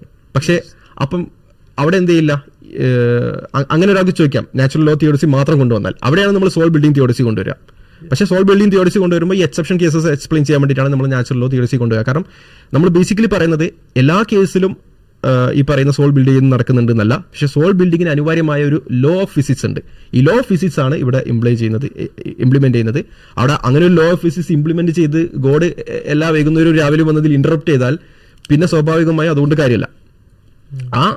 പിന്നെ ഇത് ഇന്ററപ്റ്റ് ചെയ്യാൻ പാടില്ല. സ്വാഭാവികമായി അത് ഇന്ററപ്റ്റ് ചെയ്യാതിരിക്കുമ്പോൾ ആ രീതിയിലായിരിക്കും കാര്യങ്ങൾ നടക്കുക. അപ്പം അതിൽ നമുക്ക് ഈ പറയുന്ന സോൾ ബിൽഡിംഗ് ഗുണങ്ങൾ കിട്ടും. ഇൻഡിവിജ്വൽ കേസസിൽ ചിലപ്പോൾ അത് കിട്ടാതിരിക്കുകയും ചെയ്യാം. അപ്പോൾ സ്വാഭാവികമായി വരുന്ന അടുത്തൊരു ചോദ്യമാണ്, അങ്ങനെ ഇത് വെർത്താണോ? കാരണം ഈ അനുഭവിക്കുന്ന പീഡനങ്ങൾ ഈ പറയുന്ന സോൾ ബിൽഡിങ്ങോട് കിട്ടുന്ന ബെനിഫിറ്റുമായി നമ്മൾ കമ്പയർ ചെയ്യുമ്പോൾ അത് വെർത്തിട്ടാണോ എന്നൊരു ചോദ്യം വരാം. അവിടെയാണ് നമ്മൾ എന്ത് ചെയ്യുന്നത്, ഹെവന്റെ തിയോളജി കൊണ്ടുവരുന്നത്, ആഫ്റ്റർ ലൈഫ് തിയോളജി കൊണ്ടുവരുന്നത്. ആഫ്റ്റർ ലൈഫ് തിയോളജി ബേസിക്കലി എന്താ പറയുന്നതെന്ന് വെച്ചാൽ, ശരിയാണ്, ഒരുപക്ഷെ ഈ അനുഭവിക്കുന്ന പീഡനങ്ങളും കൊണ്ട് നമുക്ക് കിട്ടുന്ന ബെനിഫിറ്റിനേക്കാൾ കുറവായിരിക്കാം, കൂടുതലായിരിക്കാം പീഡനങ്ങൾ. ഓക്കെ, നമുക്ക് ഈ പറയുന്ന പീഡനങ്ങൾ കൊണ്ട് കിട്ടുന്ന ഈ നന്മകളേക്കാൾ കൂടുതലായിരിക്കാം ഇവിടെയുള്ള പ്രശ്നങ്ങൾ. പക്ഷേ അത് നമ്മൾ ഈ ഒരു പർട്ടിക്കുലർ ലൈഫ് ടൈം പീരീഡ് നോക്കുമ്പോഴാണ് വരുന്നത്. കാരണം ഇവിടെ നമ്മൾ നോക്കുന്ന സമയത്ത്, ലൈക്ക് ഈ പീഡനത്തിന്റെ അളവ് നമ്മൾ നോക്കുന്ന സമയത്ത്, ഒരു വ്യക്തിയുടെ ജീവൻ നമ്മൾ നോക്കുന്ന സമയത്ത്, ഒരാളുടെ ലൈഫ് ടൈം നോക്കുന്ന സമയത്ത് ഇൻഫിനിറ്റിയിൽ വളരെ ചെറിയൊരു സമയം മാത്രമാണ് അവർക്ക് ഈ പീഡനം അനുഭവിക്കേണ്ടി വരുന്നുള്ളൂ. പക്ഷെ അതുകൊണ്ടുണ്ടാകുന്ന ബെനിഫിറ്റ് എന്ന് പറഞ്ഞാൽ നമ്മൾ ഇവിടെ നേടിയെടുക്കുന്ന ഈ സോൾ ബിൽഡിങ്, സ്പിരിച്വൽ ഗ്രോത്ത്, ഇത് ഇൻഫിനിറ്റ് ലൈഫിലേക്ക് നമുക്ക് ഉപകാരപ്പെടും. അങ്ങനെ ഒരു ലോകത്ത് നിന്ന് നോക്കുമ്പോൾ ഇത് പിന്നെ നമുക്ക് കമ്പയർ ചെയ്യാൻ പോലും പറ്റാത്ത രീതിയിൽ അത്രയും. അതിന് നമ്മളൊരു എക്സാമ്പിൾ പറയുന്നുണ്ട്. ഇപ്പോൾ ഉദാഹരണത്തിന് നമ്മൾ വേറൊരു റിയാലിറ്റിയിൽ, ഇപ്പോൾ നമ്മൾ സ്വപ്നത്തിലാണെന്ന് കരുതുക. സ്വപ്നത്തിൽ നമുക്ക് എന്തെങ്കിലും ഒരു അപകടം ഉണ്ടാകുക എന്നുള്ളത് നമുക്ക് സ്വപ്നത്തിനകത്ത് വലിയ വാല്യൂ ഉള്ള കാര്യമായിരിക്കും. ഇപ്പോൾ നമ്മൾ അതിനകത്ത് ആരെങ്കിലും ആക്രമിക്കുന്നതൊക്കെ നമുക്ക് ആ ഒരു നിമിഷത്തിനകത്ത് അത് പിന്നെ ഭയങ്കര വാല്യൂ ഉള്ള കാര്യമായിരിക്കും. അതേസമയം നമ്മളൊന്ന് ഉണർന്നു, എന്നിട്ട് അത് സ്വപ്നമായിരുന്നില്ല, ഇറ്റ്സ് നത്തിങ്. പിന്നെ അത് നമുക്ക് വേറെ ചെയ്യുന്ന ഒരു കാര്യം തന്നെ ആയിരിക്കില്ല. നമ്മൾ പറയുന്നത് ഇതിനേക്കാൾ, ഈ സ്വപ്നത്തിൽ നിന്ന് നമ്മൾ ഈ ഒരു ലൈഫിലേക്ക് ഉണരുന്നതിനേക്കാൾ എത്രയോ മൂല്യമുള്ള, ഇപ്പോൾ ഒരു ഹദീസിലൊക്കെ പറയുന്നത് നമ്മൾ പിന്നെ ഈ ഒരു ലൈഫിലെ നമ്മുടെ ജീവിതം എന്ന് പറയുന്നത് വളരെ ഒരു ദിവസത്തിന്റെ വളരെ നിസ്സാരമായിട്ടുള്ള ഒരു സമയമായിരുന്നു എന്ന് പറയുന്നത് പോലുള്ള ഒരു അനുഭവം നമുക്ക് ഉണ്ടാകുമെന്ന് പറയുന്ന ഹദീസ് ഉണ്ട്. അതുപോലെ തന്നെ സ്വർഗത്തിലേക്ക് പ്രവേശിക്കപ്പെടുന്ന ഒരു മനുഷ്യൻ ഒരു തരത്തിലുള്ള സഫറിങ്സും അദ്ദേഹം അനുഭവിച്ചിട്ടില്ല എന്ന് കരുതുമാറ് തരത്തിലുള്ള ഒരു ഉയർന്നൊരു അവസ്ഥയായിരിക്കും അത്. അത്രമാത്രം ഒരു പ്ലഷറബിൾ ആയിട്ടുള്ള എക്സ്പീരിയൻസ് ആയിരിക്കും അതെന്ന് പറയുന്നത്. ഉദാഹരണം പറയുന്നുണ്ടെന്നല്ലേ, നമ്മുടെ നോമ്പുമായിട്ട് ബന്ധപ്പെട്ട് നമ്മൾ ആ ഒരു ഫുൾ ഡേ ഫുള്ള് വിശപ്പ് സഹിച്ച് നിന്നിട്ട് അവസാനം വെള്ളം കുടിച്ച, അല്ലെങ്കിൽ നമ്മൾ നോമ്പ് മുറിച്ച് കഴിയുമ്പോഴത്തേക്ക് പിന്നെ നമ്മൾ അതിനെപ്പറ്റി ചിന്തിക്കുമല്ലോ, ഇത്രയും നേരം അനുഭവിച്ചതെന്ന് നമുക്ക് എന്താണെന്ന് പോലും ഒരു. അതെ, അപ്പൊ ഇത് ഇപ്പൊ ഈ ഒരു സ്വഭാവത്തിൽ മറ്റൊരു റിയാലിറ്റി, സ്വപ്നം എന്ന് പറയുന്ന മറ്റൊരു റിയാലിറ്റിയാണ്. അതിൽ നിന്ന് കൂടുതൽ ഉണർവുള്ള ഒരു അവസ്ഥയിലേക്ക് നമ്മൾ ഉണരുന്ന സമയത്ത് എന്ത് ചെയ്യും, അതിനൊരു വാല്യൂ ഇല്ല എന്ന് നമ്മൾ സ്വാഭാവികമായും വിലയിരുത്തും. എന്ന് പറയുന്നത് പോലെ ഇതിനേക്കാൾ മൂല്യമുള്ള മറ്റൊരു അവസ്ഥയിലേക്ക് നമ്മൾ ഉണരുകയാണ് എന്നുണ്ടെങ്കിൽ ഇതും സ്വാഭാവികമായിട്ടും നത്തിങ് ആയി നമുക്ക് മാറും. ഇത് ഒരു തരത്തിലുള്ള സഫറിങ്സ് ആയിട്ട് നമുക്ക് ഫീൽ ചെയ്യില്ല എന്ന സ്വഭാവത്തിലേക്ക് മാറും. അങ്ങനെ മാറും എന്നാണ് ഹദീസുകൾ പറയുന്നത്. അങ്ങനെ മാറുന്നൊരു ലോകത്തെക്കുറിച്ചാണ് ഇസ്ലാം പരിചയപ്പെടുന്നത്. അപ്പോൾ സ്വാഭാവികമായിട്ടും ആ ഒരു ഇഷ്യൂ, ഈ ഒരു എമോഷണൽ കേസ് മാത്രമാണ് അത് പറയാനുള്ളത്. ആ ഇമോഷണൽ കേസ് ഒന്നും അല്ലാതാകുന്ന ഒരു അവസ്ഥ നമുക്കുണ്ട് എന്നുണ്ടെങ്കിൽ സ്വാഭാവികമായിട്ട് അതിന് വിലയില്ല. പിന്നെ ഇവിടെ ആകെ ഇദ്ദേഹം ഈ ആവർത്തിക്കുന്ന കാര്യം മാത്രമാണ്, ഇദ്ദേഹത്തിന് എമോഷണലി അത് പറ്റുന്നില്ല എന്നുള്ളത് മാത്രമാണ്. ഇവിടെ പ്രത്യേകം ശ്രദ്ധിക്കേണ്ട ഒരു കാര്യം എന്താണെന്ന് വെച്ചാൽ, നമ്മൾ പറയുന്നത് സ്വർഗം ഉള്ളത് കൊണ്ടാണ് ഇവിടെ പീഡനങ്ങൾ നടക്കുന്നത് എന്നല്ല പറയുന്നത്, അല്ലെങ്കിൽ ഈ പീഡനങ്ങളൊക്കെ ഉണ്ട് അതിന് സ്വർഗം അവിടെ തന്നോളും എന്നുമല്ല നമ്മൾ പറയുന്നത്. പീഡനങ്ങൾ നടക്കുന്നതിന്റെ കാരണം നമ്മൾ പറയുന്ന സോൾ ബിൽഡിംഗ് തിയോഡസിയാണ്. പക്ഷേ ഈ സോൾ ബിൽഡിംഗ് തിയോഡസി ഒരു പക്ഷേ ഒരാൾ പറഞ്ഞേക്കാം, സോൾ ബിൽഡിംഗ് തിയോഡസി കൊണ്ടുണ്ടാവുന്ന നന്മ ഈ സഫറിങ്ങിനേക്കാൾ കുറവാണ് എന്നൊരാൾ പറഞ്ഞേക്കാം. അവരോട് നമ്മൾ പറയുന്നത് അല്ല. കാരണം ഈ സോൾ ബിൽഡിംഗ് കൊണ്ട് നമുക്ക് കിട്ടുന്ന ബെനിഫിറ്റ് അല്ലെങ്കിൽ ആ വാല്യൂ എന്ന് പറയുന്നത് ഇൻഫിനിറ്റ് കാലഘട്ടത്തിലേക്ക് നിലനിൽക്കും. ഓക്കെ, നമ്മൾ സ്വർഗത്തിലേക്ക് പോകുന്നത് ഈ നന്മകളോടെയാണ്. ഈ നമ്മൾ അച്ചീവ് ചെയ്ത നന്മകളോടെയാണ് നമ്മൾ സ്വർഗത്തിലേക്ക് പോകുന്നത്. അപ്പം അത് അവിടെ ഉണ്ടാകും. എന്നാൽ നമ്മളിവിടെ അനുഭവിച്ച സഫറിങ് അവിടെ ഉണ്ടാവില്ല, നമ്മൾ വെച്ച പ്രയാസങ്ങൾ അവിടെ ഉണ്ടാവില്ല, നമ്മുടെ ക്യാരക്ടർ അവിടെ ഉണ്ടാവും, നമ്മുടെ മോറൽ ഗ്രോത്ത് അവിടെ ഉണ്ടാവും, നമ്മുടെ സ്പിരിച്വൽ ഗ്രോത്ത് അവിടെ ഉണ്ടാവും. അതെല്ലാം അവിടെ ഇൻഫിനിറ്റ് കാലഘട്ടത്തിലേക്ക് നീണ്ടു നിൽക്കും. അത് നമ്മൾ അച്ചീവ് ചെയ്യുന്നത് ഈ സഫറിങ്ങിലൂടെയാണ്. അപ്പം സോൾ ബിൽഡിങ്ങിന് വേണ്ടിയിട്ടാണ് ഇവിടെ സഫറിംഗ് ഉണ്ടാകുന്നത്, സ്വർഗത്തിന് വേണ്ടിയിട്ടല്ല. സ്വർഗം എന്താ ചെയ്യുന്നതെന്ന് വെച്ചാൽ സ്വർഗം ആ സഫറിങ്ങിനെ നെഗ്ലിജിബിൾ ആക്കി മാറ്റുകയാണ് ചെയ്യുന്നത്. അപ്പോൾ അദ്ദേഹം ചോദിക്കുന്ന ചോദ്യത്തിനുള്ള മറുപടി അത് തന്നെയാണ്. നമ്മൾ ധൈര്യമായിട്ട് പറയും. പുള്ളി ധൈര്യമായിട്ട് ആരെങ്കിലും ചോദിക്കുമെന്നാണ് ചോദിക്കുന്നത്. നമ്മൾ ധൈര്യമായിട്ട് പറയും. കാരണം നമുക്ക് അതിനുള്ള റീസണുകൾ, ലോജിക്കൽ റീസണുകൾ തന്നെ നമുക്ക് മുന്നോട്ട് വയ്ക്കാൻ ഉണ്ട് എന്നുള്ളതാണ്. അല്ല, ഇദ്ദേഹം ധൈര്യമായി എന്താണ് പറയാൻ പോകുന്നത് ഞാൻ ആലോചിക്കുന്നത്. അപ്പോൾ സ്വാഭാവികമായിട്ട് ഒരു ഐഡിയോളജിക്കൽ ഡിബേറ്റ് ആകുമ്പോൾ ഓക്കെ, നിങ്ങൾക്കിനി ഇതിനെല്ലാം പരിഹാരമാകുന്ന നല്ലൊരു ലോകമുണ്ട് എന്ന് പറയുന്നത് മോശമാണെന്നാണ് അദ്ദേഹം പറയുന്നത്. പോകുന്ന ഒരു കാര്യത്തിലേക്ക് അദ്ദേഹം എന്താണ് പറയാൻ പോകുന്നത്? ഇദ്ദേഹം എങ്ങനെ പറയും? അതായത് പട്ടിയും പന്നിയും കൊതുകും ഒക്കെ ചത്തില്ലാതായി പോകുന്നത് പോലെ നിങ്ങളും അർത്ഥരഹിതമായി ഇല്ലാതായി പോകും എന്ന അങ്ങനെ ഒരാളുടെ മുഖത്ത് നോക്കിയിട്ട് ഇദ്ദേഹത്തിന് പറയാൻ പറ്റും. എന്ന് മാത്രമല്ല, എത്തീസം അത്രയും മീനിങ്ലെസ് ആയിട്ടുള്ള ഒരു വോള്യൂം മുന്നോട്ട് വയ്ക്കുന്നതുകൊണ്ടായിരിക്കും അതിനകത്ത് ഡിപ്രഷൻ റേറ്റ് എന്ന് പറയുന്നത് വളരെ കൂടുതലാണ്, ആങ്സൈറ്റി റേറ്റ് എന്ന് പറയുന്നത്. ഇദ്ദേഹത്തെ പീഡിപ്പിച്ച ഒരാളുടെ ഒരു പീഡനം അവിടെ നടന്നിട്ടുണ്ട്, നമ്മളെന്താ പറയാ, ഒന്നും പേടിക്കണ്ട, അയാൾക്ക് പടച്ചോൻ കൊടുത്തോളും എന്നായിരിക്കും നമ്മൾ പറയാം. ഇവരെന്താ പറയാ, ഒന്നും നോക്കട്ടെ, ചിലപ്പോൾ അയാൾ സുഖമായിട്ട് ജീവിക്കും, നീ മരിച്ചും പോകും, അത്ര തന്നെ, ബൈ ബൈ, പുഴുവരിച്ചു പോകും എന്നുള്ളത് പുള്ളി പറയാനുള്ളൂ. അല്ലാതെ അപ്പൊ ഈ ഒരു ഇമോഷൻ പുള്ളി അപ്ലൈ ചെയ്യുന്ന ആ ഒരു ഇമോഷൻ, അതിന്റെ നീതി കിട്ടേണ്ട ഒരു സ്ഥലത്തേക്ക് ഇമോഷൻ അപ്ലൈ ചെയ്യുന്നില്ല എന്നുള്ളതാണ്. ഇപ്പം ഈ ഏതിസത്തിന്റെ വേൾഡ് വ്യൂവിൽ അദ്ദേഹം തന്നെ പറയുന്നുണ്ട്, അദ്ദേഹം ഇത് കേസ് കൊടുത്ത ആളെ അകത്താക്കാനുള്ള ശ്രമങ്ങളൊക്കെ അദ്ദേഹം നടത്തുന്നു. പക്ഷേ നമ്മുടെ റിയാലിറ്റി നമുക്ക് മനസ്സിലാവുന്നതാണ്. എത്ര പേരാണ് കേസിൽപ്പെട്ട് ജയിലിൽ കിടക്കുന്നത്, എത്ര പേരാണ് അതിന് ശിക്ഷ കിട്ടുന്നതെന്നുള്ളത് നമുക്ക് റിയാലിറ്റി ഉള്ളതാണ് ഓൾറെഡി. അപ്പം അദ്ദേഹത്തിൻ്റെ ഈ യുട്ടോപ്യൻ വേൾഡ് വ്യൂ മാറ്റി വെച്ചതിന് ശേഷം അദ്ദേഹത്തിന് എന്ത് ഹോപ്പാണ് ഇതിനകത്ത് കൊടുക്കാൻ സാധിക്കുക? അപ്പം ഈ ശിക്ഷ കിട്ടാത്ത ഒരാളുടെ സിറ്റുവേഷൻ ആണെന്നുണ്ടെങ്കിൽ അവർക്ക് ഒരു പീഡിപ്പിക്കപ്പെട്ട ഒരു കുട്ടിയോട് ചെന്നിട്ട് നിങ്ങൾ എന്ത് ഹോപ്പാണ് അവിടെ കൊടുക്കാനുള്ളത് ഏത്തിസത്തിന് എന്നുള്ളത്? അപ്പോൾ ആ ഒരു ഇമോഷൻ അദ്ദേഹത്തിന്, ഈ ദൈവത്തിനെതിരെയുള്ള ആ ഒരു ഇമോഷൻ അദ്ദേഹത്തിന് ഈ ഏത്തിസത്തിനെതിരെ അവിടെ വരുന്നില്ല എന്നുള്ള ഒരു ഡബിൾ സ്റ്റാൻഡേർഡ് അവിടെ കാണുന്നുണ്ട്. തീർച്ചയായും ഇവിടെ കൂടിച്ചേർക്കാനുള്ള ഒരു കാര്യം എന്താണെന്ന് വെച്ചാൽ, അദ്ദേഹം പറഞ്ഞിട്ടുണ്ടായിരുന്നല്ലോ, ലൈക്ക് നിങ്ങൾ എന്ത് പറയും, ഈ പീഡിപ്പിക്കപ്പെട്ട ആളോട് എന്ത് പറയും എന്നുള്ളത്. അപ്പം നമ്മളെ വീക്ഷണപ്രകാരം പീഡിപ്പിക്കപ്പെടുന്ന ആള് പിന്നെയും ഈ ഏത്തിസം എന്ന ഐഡിയോളജിയാണ് ശരിയെന്ന് വിശ്വസിക്കുമ്പോൾ, അല്ലെങ്കിൽ അത് ബോധ്യപ്പെടുമ്പോൾ അയാൾ പിന്നെയും ട്രോമയിലേക്ക് പോവുകയാണ്, ട്രോമയിൽ നിന്ന് ട്രോമയിലേക്ക് പോവുകയാണ്. സ്വാഭാവികമായിട്ടും പിന്നെ സൂയിസൈഡിലും മറ്റൊക്കെ അത് എൻഡ് ചെയ്യും. അപ്പം നിങ്ങൾ അവരുടെ നന്മ ആഗ്രഹിക്കുന്നുണ്ടെങ്കിൽ, നിങ്ങൾ അവരിൽ ഹോപ്പ് വരണമെന്ന് ആഗ്രഹിക്കുന്നുണ്ടെങ്കിൽ, നിങ്ങൾക്ക് അവരിൽ സമാധാനം വരണമെന്ന് ആഗ്രഹിക്കുന്നുണ്ടെങ്കിൽ, എത്തിസിൽ വിശ്വസിക്കുന്നില്ലെങ്കിൽ പോലും, തീസത്തിൽ വിശ്വസിക്കുന്നില്ലെങ്കിൽ പോലും നിങ്ങൾ തീസത്തെ പ്രൊമോട്ട് ചെയ്യണം എന്നുള്ളതാണ്. പിന്നെ ബേസിക്കലി അദ്ദേഹം പറഞ്ഞിട്ടുണ്ടായിരുന്നത്, അദ്ദേഹത്തിന്റെ ചോദ്യത്തെ നമ്മൾ മറുപടി പറഞ്ഞിട്ടില്ല എന്നുള്ളതാണ്. അദ്ദേഹത്തിന്റെ ചോദ്യത്തിന് നമ്മൾ മറുപടി പറഞ്ഞിട്ടുണ്ട്. അദ്ദേഹത്തിന്റെ ഇത് ആക്ച്വലി ഒരു ചോദ്യമായിരുന്നില്ല, അതൊരു റെട്ടറിക്കൽ ക്വസ്റ്റ്യൻ ആയിരുന്നു. റെട്ടറിക്കൽ ക്വസ്റ്റ്യൻ എന്ന് പറയുന്നത് സ്റ്റേറ്റ്മെന്റ് ആണ്. ബേസിക്കലി ഉത്തരം കിട്ടാനുള്ള ഒരു ചോദ്യമല്ല, അതൊരു സ്റ്റേറ്റ്മെന്റ് ആയിട്ട് ബേസിക്കലിയാണ് അദ്ദേഹം പറഞ്ഞിട്ടുള്ളത്. സോ ആ സ്റ്റേറ്റ്മെന്റ് നമ്മൾ എന്ത് ചെയ്തു, ഒന്ന് വൃത്തിക്ക് അവതരിപ്പിച്ചു. അതിന് ആടിനെ പട്ടിയാക്കാൻ എന്നല്ല പറയാ, അതിന് സ്റ്റീൽമാൻ ചെയ്യാന്നാണ് പറഞ്ഞത്. നിങ്ങളുടെ ആർഗ്യുമെന്റിനെ ഞങ്ങൾ നല്ല ഭംഗിയായി സ്റ്റീൽമാൻ ചെയ്തു തന്നു. എന്നിട്ട് അതിലെ പ്രശ്നങ്ങളും പോരായ്മകളും എന്താണെന്നൊക്കെ പറഞ്ഞു തന്നു. നമ്മളൊന്ന് സ്കെപ്റ്റിക്കൽ തീസം, അഥവാ നമുക്ക് അറിയില്ല എന്നതുകൊണ്ട്, നമുക്ക് ഇതിന് ഒരു ഗ്രേറ്റർ ഗുഡ് ഉണ്ടെന്ന് അറിയില്ല എന്നതുകൊണ്ട് ഇല്ല എന്ന് പറയാൻ പാടില്ല എന്ന് പറഞ്ഞു തന്നു. പിന്നെ നമ്മൾ തിയോളസികൾ പറഞ്ഞു തന്നു. നമ്മൾ വീണ്ടും ആവർത്തിക്കുന്നു, ഏതെങ്കിലും ഒരു തിയോളസി ഐസൊലേറ്റ് ചെയ്തിട്ടല്ല കാണേണ്ടത്. നമ്മളിവിടെ 4 തിയോളസികളായിട്ടും പറഞ്ഞിട്ടുണ്ട്. ഈ 4 തിയോളസികളും ഒരുമിച്ച് കമ്പൈൻ ചെയ്തിട്ട് യൂസ് ചെയ്യുന്ന സമയത്ത് ഈ പ്രോബ്ലം സോൾവ് ചെയ്യാൻ പറ്റും എന്ന് നമ്മൾ വിശദീകരിച്ചു. നിങ്ങളുടെ ചോദ്യത്തിന് മറുപടി പറഞ്ഞു. നിങ്ങളുടെ ചോദ്യം വേണമെങ്കിൽ ഒന്നുകൂടി ഞാൻ സ്റ്റേറ്റ് ചെയ്യാം. നിങ്ങളുടെ ചോദ്യം, ഈ പീഡനങ്ങളൊക്കെ ഇവിടെ നടക്കുന്നു, ഇത് കണ്ടുകൊണ്ട് ദൈവം എന്തുകൊണ്ട് പ്രതികരിക്കുന്ന? ദൈവം നല്ലവനാണ് എങ്കിൽ അവൻ പ്രതികരിക്കട്ടെ, പ്രതികരിക്കുന്നില്ലെങ്കിൽ പിന്നെ അവൻ എങ്ങനെ നല്ലവനാകും? ഇതായിരുന്നു നിങ്ങളുടെ ചോദ്യം. ഉത്തരം, അതിന് ദൈവത്തിന് ഗ്രേറ്റർ റീസൺസ് ഉണ്ട് എന്നുള്ളതാണ്. അതുകൊണ്ട് തന്നെ നല്ലവനായ ദൈവം ഒരു ഡോക്ടർ ക്യാൻസർ രോഗിയുടെ കാല് മുറിക്കുന്നത് പോലെ, ക്യാൻസർ മറ്റു ശരീരത്തിന്റെ ഭാഗത്തേക്ക് പടരാതിരിക്കാൻ വേണ്ടി കാല് മുറിക്കുന്നത് പോലെ, ഒരു ഗ്രേറ്റർ ഗുഡിന് വേണ്ടി നല്ലവനായ ദൈവം അത് അനുവദിക്കുകയാണ് ചെയ്യുന്നത്. കാരണം അതുമൂലം ഗ്രേറ്റർ ഗുഡ്സ് ഉണ്ട് എന്നുള്ളത്. ആ ഗ്രേറ്റർ ഗുഡ്സ് എന്തൊക്കെയാണ് എന്നുള്ളത് വിശദീകരിച്ചു. ഇനി ആ ഗ്രേറ്റർ ഗുഡ്സ് എന്താണ് നമുക്ക് അറിയില്ല എങ്കിൽ പോലും നിങ്ങളുടെ വാദം നിലനിൽക്കില്ല എന്ന് നമ്മൾ വിശദീകരിച്ചു. എഗെയിൻ, ഗ്രേറ്റർ ഗുഡ്സ് നമുക്ക് അറിയില്ല എന്നല്ല ടേം പറഞ്ഞത്, അറിയില്ല എങ്കിൽ പോലും അത് ശ്രദ്ധിക്കണം.